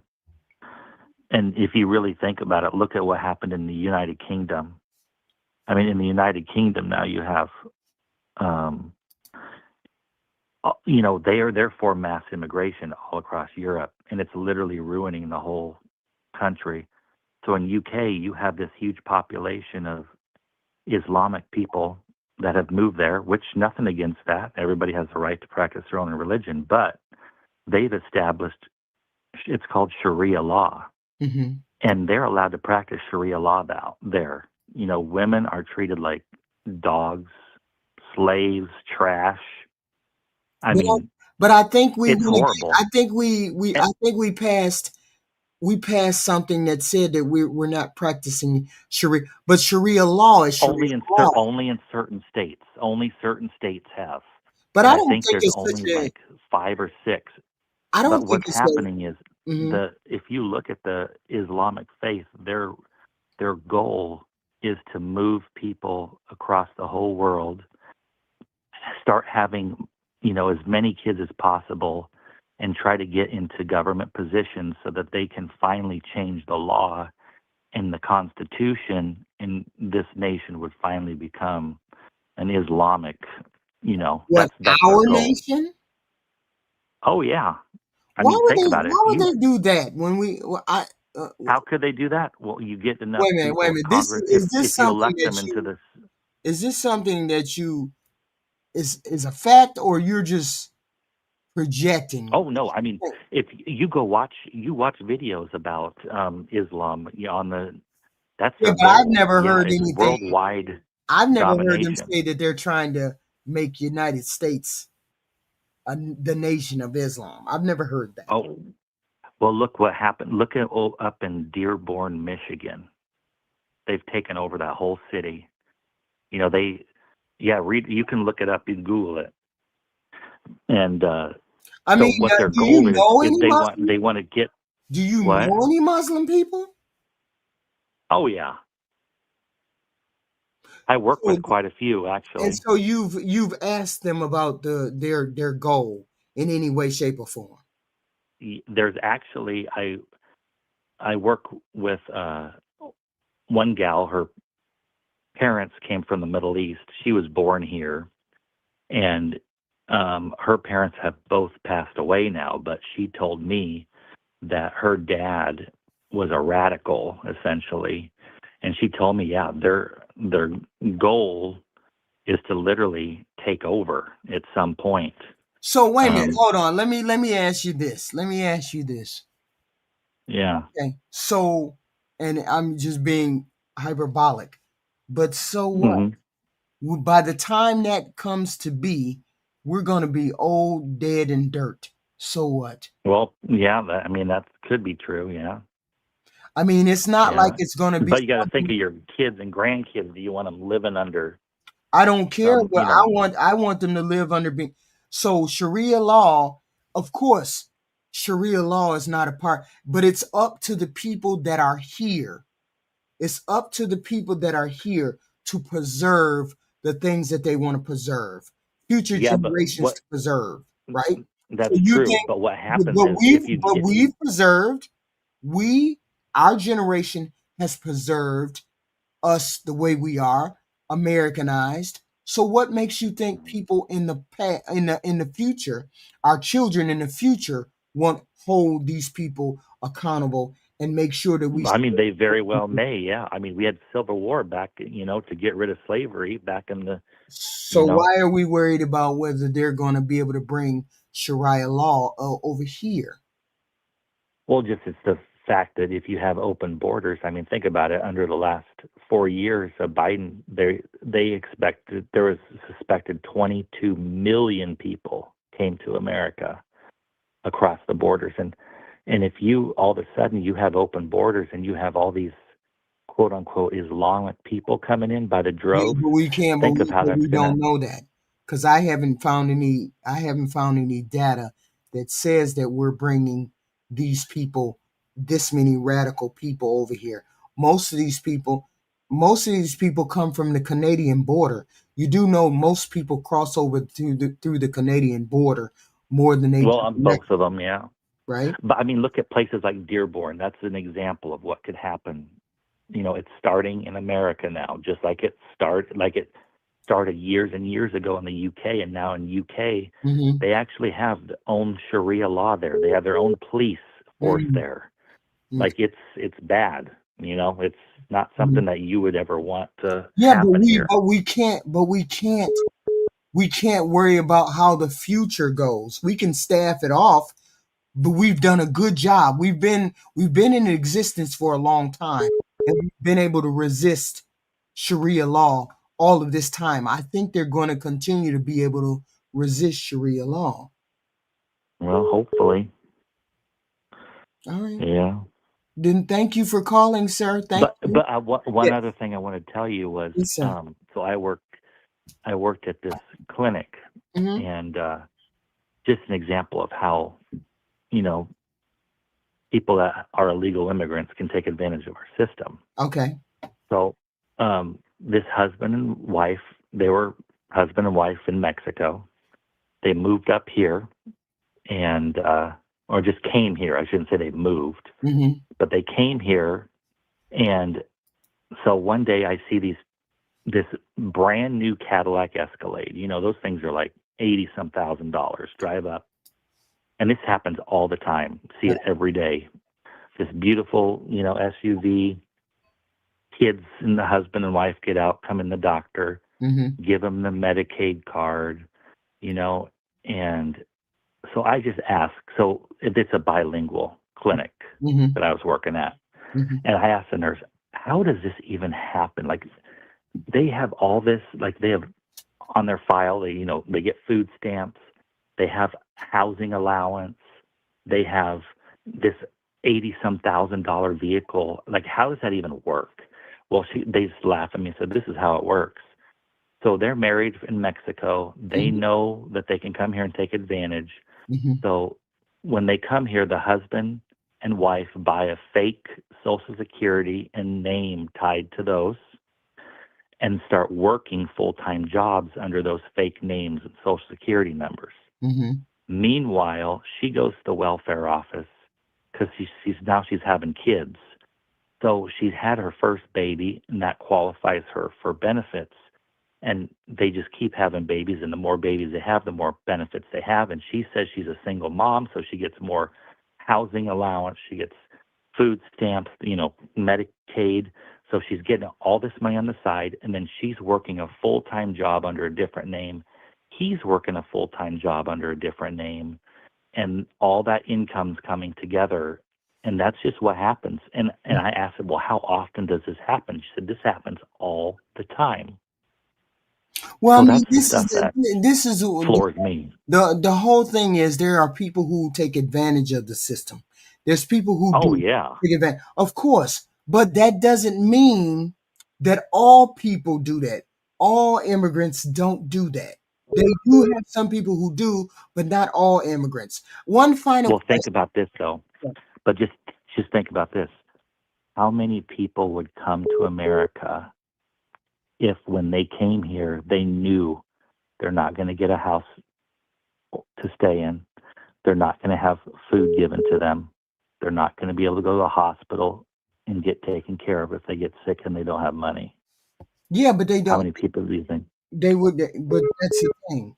They understand that you could, but this is advantages in United States because we made the system. And see, what's happening too is our own American citizens are suffering because even the health I care don't system think is we're. I strained don't think we're. by I all don't these think extra we're. people. I don't think we're suffering because we're giving them things. That's what you make it sound like. That we're suffering because of them. It's causing the That's not price how of that works. healthcare to rise more and more every year. Why? How? I mean, How? Because my because understanding is you cannot get when you health care if you're an illegal alien. You can only get yes, they actually emergency care. the federal government was giving emergency Medicaid to Yes, anybody who walked in the door. emergency Medicaid. As long as you're on Yeah. you're on the deathbed of dying. So, and that's few and No, far between. So how is that It's even for any illegal that walks in the door. They were getting emergency Medicaid, and you know what? Yes, Grandma that's down the street. emergency. Yes, that's emergency. I broke Yes, a finger. they call it I emergency cut my Medicaid. arm. It's emergency med. Most people go to the HR because they don't have a regular doctor. So can the illegal immigrants. It's against the law of a doctor to turn away a person that is dying. Of course, they can That is get medical. true. But the hospitals were complaining about how much free care they were having to give them, so the government was divvying out. It's called, emergency Medicaid.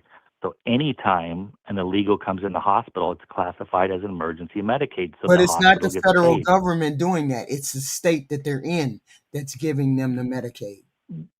That is true in some respects, absolutely. But So it's not the federal like with government Trump, that's doing that. So therefore, they it's were not under all. Biden. Yes, they were under No, Biden. They were no. divvying It's out always been a law since billions of dollars for that. The law, it's against the law. In 1996, I gave you the name of the law, PRWRA 104 to 193, states that they cannot get federal help for Medicaid or medical. It's a state thing. It depends on the governor of the state. I take care of these. I take care of a lot of these people. I mean, I not directly, but they have. I see their charts. They have emergency Medicaid. I mean, it's Medicaid, and they're illegal. So yes, it's I understand. I'm not saying that they don't. I'm saying that they get it from the state, not the federal. Not the federal people, not the federal government. Federal government. I mean, not right now. Trump did shut that off. Yes. No, Right. it's been done since 1996. No, we don't give those. We don't give free medicine. We don't give. They were doing it under. They were doing it under the Health and Human Services. They were funneling money somehow, and I don't remember how it was done, but they were skirting around the issue. I'm not arguing with you about whether they got it or not. I'm saying that the federal government doesn't give illegal aliens food stamps and Medicare. It's the states that give them Medicare. Mm-hmm. It's the states that give them the Medicaid. Right. It's up to the governor to give them Medicaid. The federal government. Wait a minute. Are we clear on that? Let's be clear on this. The federal government doesn't pay for all of the state's Medicaid recipients. The government doesn't pay for every person's. Okay, just for example, they give a lump sum. They give a lump sum. Right, you're right. Just for example, the state has 100 people that are on Medicaid. 100 people. The government pays for 50. Just for example, the government pays for 60% of those people to get public aid. The other 40% is paid by the state. Yeah. So that could be true. The illegal alien gets money from that 40%, not the 60% from.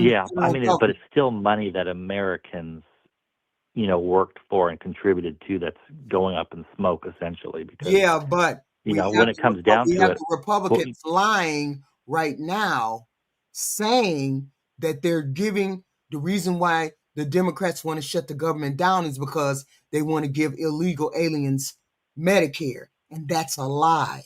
Because we, as the federal government, they cannot give them Medicaid or food stamps. It's against the law. It's that 40%. I don't know. It's at 40%. Well, what they want to do is extend they want to extend the Obama. Yes, that's correct. That's correct. It's the health care subsidies is what they want to. That's correct. But that does include helping illegal immigrants. That doesn't include helping the illegal. That doesn't include them. Thank you for calling up. Please. All right. Please have a good day. Please subscribe. Please. Or have a good night. Thank you. Thank you very much. Yeah. Thank you. Okay. Yeah. Bye. Call from James. to James? Yes. Hello. Hello. How are you? I'm fine, thank you. I'm still trying to figure out how I'm uninformed, John. I think I said it correctly. You're uninformed. How can I help you? Hey, so before I make my comments, I just wanted to say that my pronouns are they, them, so there's no confusion. Oh, okay. Yeah, so I wasn't calling to talk about the shutdown. Mm-hmm. I was more interested in talking about the deportations. Okay. Now, I know that most people tend to get very emotional and they don't really do much research into things that are happening politically, but I've always been very involved. I never really watch mainstream media, left or right. But I think a lot of people aren't aware that deporting immigrants is nothing new, especially in the fashion that it's been happening. Right. I remember when Bill Clinton was president, his wife said some really mean things about about migrants, like things like they need to learn English and they should pay stiff fines and back taxes, and they should be deported if they committed a crime. Right. I also remember 12 million deportations took place under Bill Clinton's tenure. Yes. Also, Obama was very tough on illegal immigration. He deported a record 3 million migrants, many of which didn't receive due process. There was also civil rights groups that were going after the Obama administration for things like the cages that were erected at the southern border in 2014, and also because a lot of U.S. citizens were mistakenly being deported. And I was just wondering, like, why do you think that there wasn't as much outrage, or people weren't as vocal or upset about it when it was happening then? Oh, because we agree on deporting illegal aliens. So yeah, but my question is, and so do I, and I God bless these people, because I know that most of them just want to come here and live a good life. But I think, as mean as it may sound, America does have borders, and we do have to have laws. There are millions of people out there, great people that are waiting in line and doing it the right way. And I just don't understand why.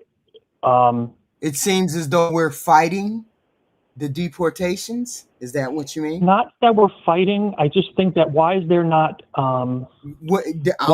equal outrage? I'll explain. One, because of the fact that some of the people that were deported were just deported without due process. But that did happen. Multiple reports of that happening under the Obama administration as well. I don't recall that. I read extensive studies on it. You can look it up. They were being deported without the due, and Obama did not push for immigration to be his central campaign promise. That's true. He didn't campaign on that being his central campaign promise. This president did. This president, we expected him to do the humane thing. We didn't expect him to transport people out of the country to other prisons. We did not expect him to build alligator Alcatraz. We did not expect him to drag people out of their houses and then have them in handcuffs on the sidewalk. This did not vote for it. That's the difference. Now, what about the cages at the southern border erected in 2014? There was multiple photos of children inside of them. The reason why they were inside of them is because that's how I'm assuming that's how they kept track of people who didn't have women. My understanding, I read this somewhere. Something about these children got separated from their parents, and they didn't want harm to come to the children, so they kept them where they could not be exploited. I'm not sure. Why do you think that happened? I read that somewhere. I think unfortunately we're living in a society where the media controls most of the information, and I think there is a media bias. I try to stay away from mainstream media because, on both sides of the aisle, I find that they're very persuasive and very good at manipulating reality. The other thing I wanted to talk about was the economy. Some sweet person in your comment section mentioned, why aren't we talking about the economy?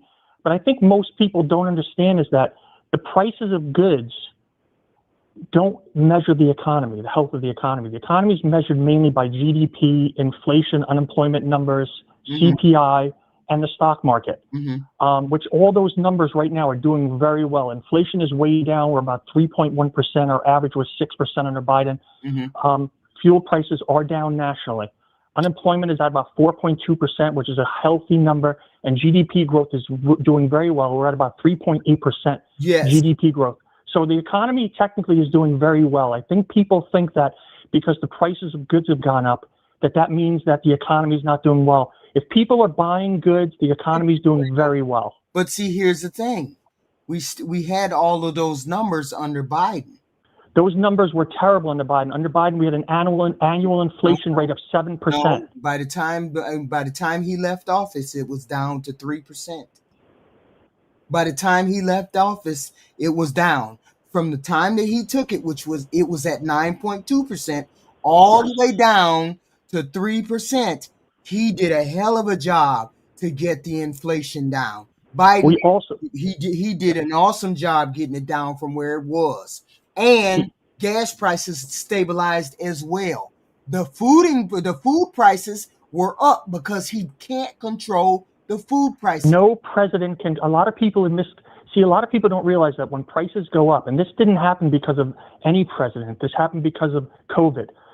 Prices go up, they're not going to go down. That's the way it's always been. It's unfortunate. But see, but Trump said he was going to get the prices down. He made that promise. Well, first of all, there's too many people walking around that don't have any brains, and they're going to believe stuff like that. They should know that politicians lie through their teeth. They all do.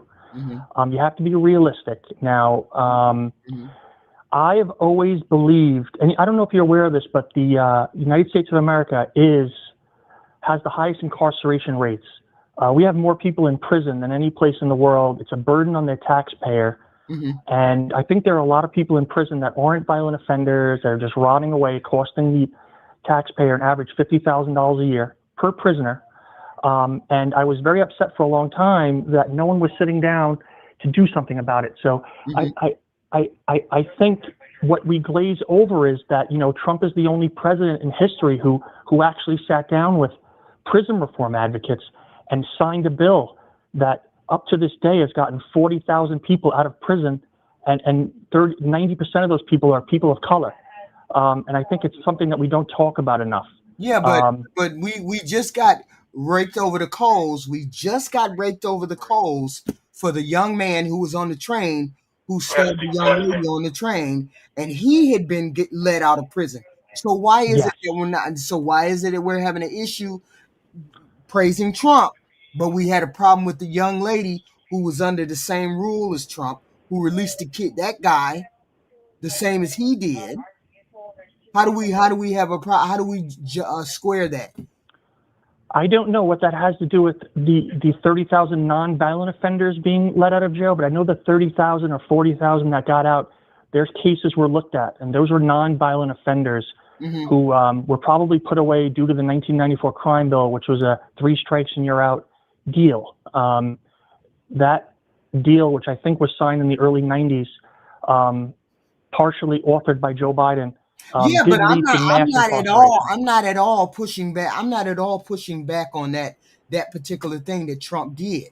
I'm not pushing back at all. That may be a good thing. I don't know. It is a good thing. When people get out of prison, especially when black people get out of prison, especially when we're living in a country where the system is racist, that's a good thing. We ought to celebrate that. Right. And we don't. And that's why I get so upset, because everybody's filled with so much anger and hatred. There's a lot of things that people aren't aware of. I'm going to ask you a question. You just said that we have racism in this country. You said that. Oh, we have racism everywhere in the world, because racism, unfortunately, is just a human behavior. It's never going to go away as long as we're humans. The same way we're always going to have war, listen, we're human beings and we're flawed, and we just have to try to learn from our mistakes. But you can't erase the fact that we're human beings. Mhm. And you know, I love No, everyone. I'm just saying I always have to tell people we do have racism in the country that doesn't hold people back. That doesn't hold people back from achieving the things that they want to. The thing that may hold people back might be the systematic racism that is in the system, not particular people holding you back, but the systematic things. Yes. Okay. I have always felt that giving people free things and incentivizing laziness is a problem. I think that Wait a minute, but what do you consider for incentivizing I think laziness? What do you mean? I think that the welfare state, it should be a temporary thing. But the problem is that when the welfare state was created, a lot of people take advantage of it. It just becomes a lifelong thing for them. When they can go out and get a job and be independent, now they're just getting enough from the government just to get by, and it incentivizes them to not pick up themselves up and get a job. And it also incentivizes a lot of women to not have a man in the household. Because even Barack Obama, the great President Obama, who I voted for twice, said that, a lot of women, the rate of women that aren't getting married ever since the welfare state is grown tremendously. Yeah, but that's a whole kettle of fish. Yeah. We can't go down it. Wait a minute. What do you think? I think welfare, in a way, is like a system of enslavement. Yeah, but we can't go down there. That's just too much. There's too many branches to that. Here's my question to you. What do you think about them giving Argentina, Israel, and Egypt money, but they don't want to open the government for our own people? How is that America first? I think that the Democrats need to say, hey, we're not going to give all this money to these other countries, which is what they're trying to do with this bill. And the Republicans are basically saying, hey, we want to sign this bill right now, but you want to give all this money to like all these other countries for like all these programs. I don't think they're important. And I think they need to start thinking about the American people that are hurting, rather than like gender studies or things that are going to the LGBT, ABC alphabet soup groups out in the world. I just don't think that's important. What stuff are they giving away in this bill? I thought the bill that they're fighting over is because they want to give medication to illegal immigrants. What does that have to I don't know, but if that's the case, you can't do that because people have to come here legally. It's against the law. It's against the law. Most people don't know that it's against the law. So why don't these people know that? I don't know. What is wrong with these people? I went to school. But here's the thing. I also know that the Republicans can open the government without the Democrats. Honey, I don't blame either party because I don't want to go down that road, and then it's like I just don't want to fight that fight anymore. Mm-hmm. I just think they all need to get together and hug it out and like say, hey, like, so do guys, you think you should have the Medicaid? You think they should save the Medicaid? They already cut the Medicaid. They already cut elderly off of the Medicaid.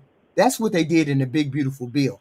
They cut the elderly primarily off of that Medicaid. You think the elderly should have been kicked off that Medicaid? I haven't read anything, so I haven't confirmed that yet. I'm going to do research. It takes me a long time, though, because I do a lot of extensive research. So I have to look into that, but I have no comment. But hey, I need to get off the phone, and I've had such a good time talking to you, sweetie. Thank you. Call back, please. Thank you. Oh, you girlfriend, I'm going to call back when I can. Okay. Thank you.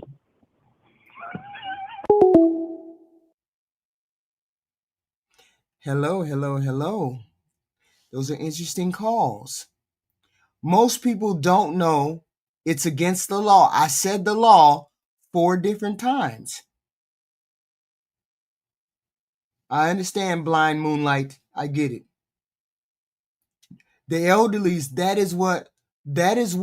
is who got kicked off of Medicaid with the Big Beautiful Bill. That's who's getting kicked off of Medicaid and Medicare covers rural hospitals, red states, which are basically Republican states. Most of those states and those people are the ones that are going to get kicked off of Medicaid and Medicare. So that's what's going to primarily happen. Did anybody else want to call up? You got 5 minutes. We got 5 minutes. So we got some interesting insight. The one thing we do have to understand, there's a law against illegals getting Medicaid or Medicare or food stamps or housing. It's a law against that. Here we are. We got Call from. Ty Pro. To accept, press 1. Hello, Ty Pro. Hello, Jesus. Somebody called right after. Hello. Hello, HQ. Hey. It'd be all right. I'm fine. I'm good. How are you doing? You got some clowns in the chat tonight. You said that you were calling to straighten out something the caller said. Yeah, that dude that was up here lying and pocket watching, and he mentioned Dearborn, Michigan. Mm-hmm. I literally live a 2-minute walk from Dearborn. Like I'm neighboring Dearborn. Mm-hmm. First of all, Islam is a religion. Arabic is the people language. Ethnicity and language. Islam is a religion that more than just Arabic people practice. Black people practice Islam. Mm-hmm. White people practice Islam. Even Asian people practice Islam. It's a religion that's older than Christianity. Right. And that's just that white racist hate that they be having to misunderstand anything that isn't white Christian American bull. They hate it and they fear it. That's why it was so easy during September 11th to crucify all Arabic people, because they told you that they're violent and they want to kill you, and that's some bullshit. Mm-hmm. And yes, Dearborn has a major population of Islam and Arabic speaking communities, but it's also a very big Jewish community, and it's also a very big white community, and it's one of the richest cities in the state. And they didn't take over anything. They have their own area. It's another area in Detroit called Hamtramck, where it's been Arabic and Islamic people for years. Nobody's taking nothing over. We have a side of town that's for Mexicans called Southwest. Nobody's saying Mexicans are taking over. If you go to Chinatown in New York or you go to Chinatown in Chicago, you're not going to say the Asians are taking over. That's that fear that these people try to spread so that they always feel like they have an enemy, and they always feel like they got somebody that they need to be fighting and kicking out the country. That was pure fear and bullshit. Right. The Islamic community in Dearborn are peaceful. They have their own thing going. I have Islamic neighbors that live right on the side of my house. They are a part of the Detroit City Council, and they are part of the Michigan government as a whole, and they represent their community. We have a lot of different races that represent their community. So I just hated that he was up here just lying, sounding like he got child predator porn on his damn computer, lying out his mouth about some dumb shit. And then he's talking about pocket watching immigrants because they got a Cadillac and they're getting food stamps. HQ, I always hear that talking point from older white conservatives. They just hate. It's jealousy. They have so much hate in their heart. They just jealous. They racist. They feel like nobody should be getting it easier than them, even though they've gotten it the easiest in this country since it was established. And they always feel like they're being victimized when they have literally nothing in this country holding them back but the minorities, the immigrants, the black women, the Mexican women, the Mexican men, black men actually have hurdles in this country to get over. White people don't have no problems or no issues. All they do is complain about somebody trying to take something from them when they taking everything from everybody, and they still cry and play victim and cry and play victim. See, I You know, think I ain't I gonna. think this country, I think this country has so much.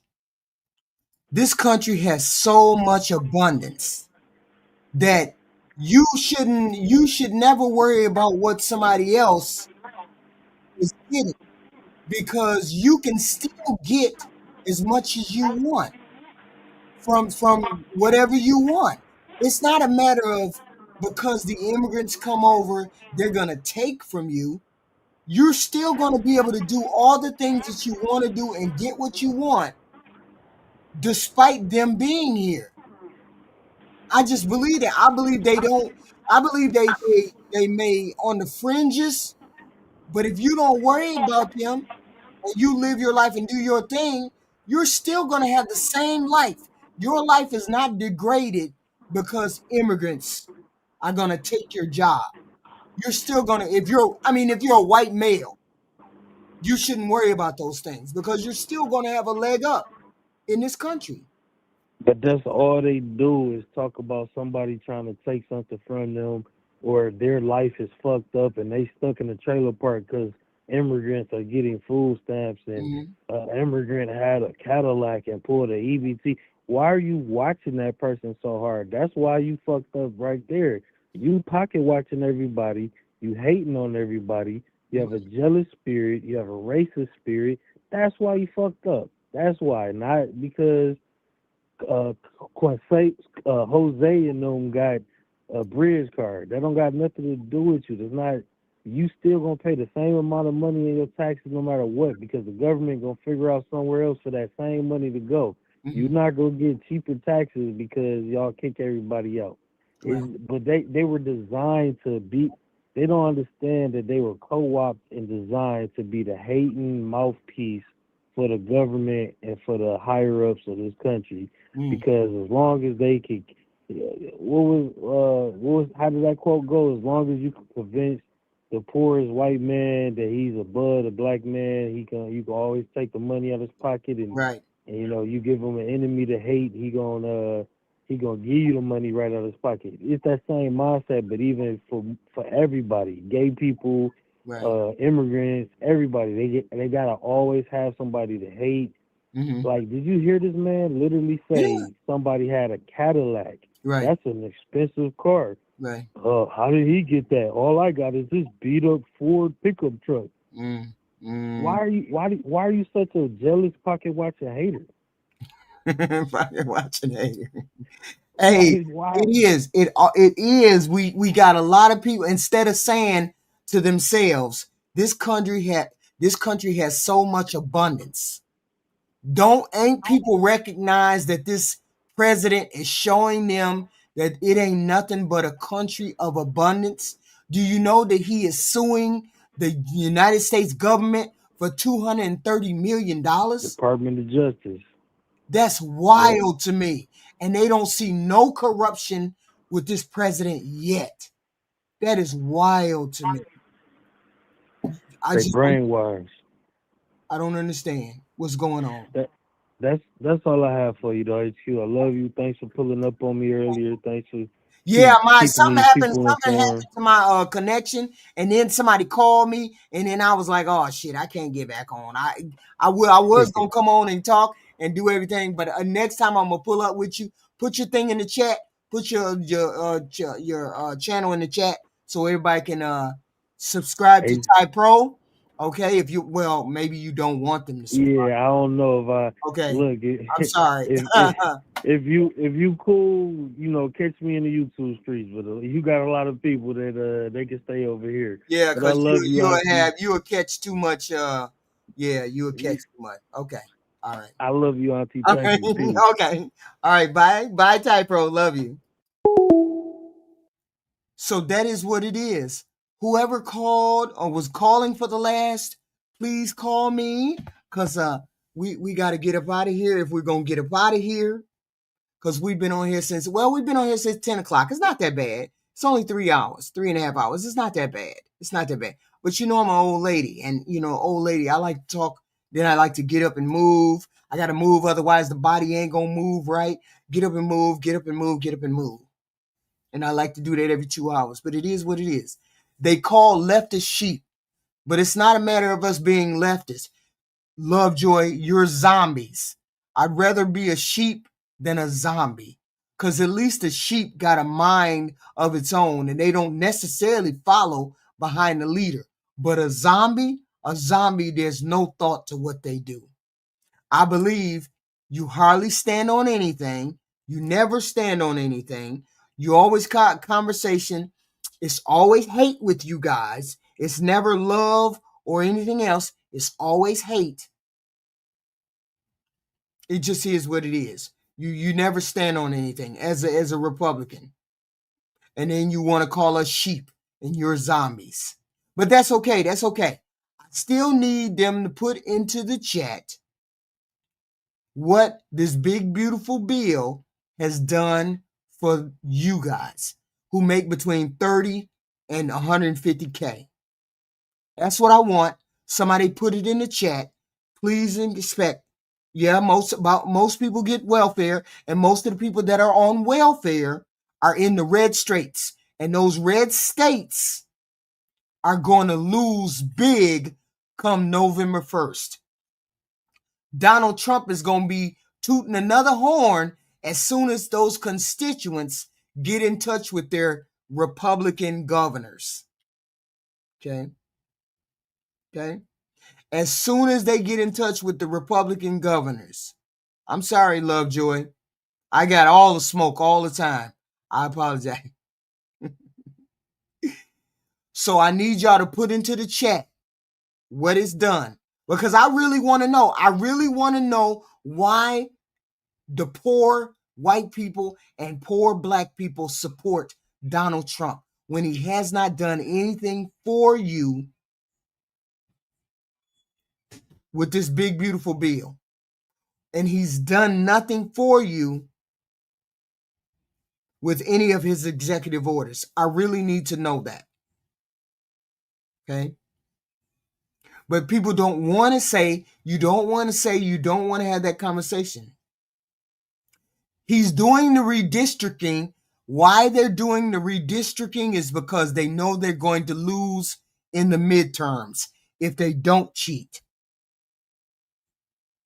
That's the only way they can win, is because they if they just do a normal everyday election, they're going to lose in a landslide. Okay? It just is what it is. So what I'm trying to do for my part, I'm trying to keep the message out there that we need to elect somebody differently. We need different government. We need different representation. Republicans, Democrats alike. We need new representation. We need term limits. We need a new president. We need all of these things. So this is what I'm saying. I need you all to hit the like button, the subscribe button, the share button. We're going to do all these things. We love to have conversation. I love for people to call in and talk. Okay? Call in and let me know what it is, what you're doing, what's happening with the world. We might have some new news tomorrow. We never know. We never know. But I do know we need better representation than what we have in the White House and in the Senate and the House. Yes. Why would he demolish the east wing of our house?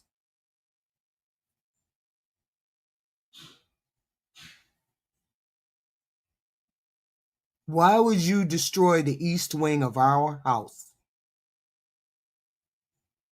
So, I still want you all to put in the chat when you finally figure it out. What has he done for the people who make over 30,000 and the people who make less than 150? What has he done for you to change your lifestyle? besides give 40 billion away to Argentina?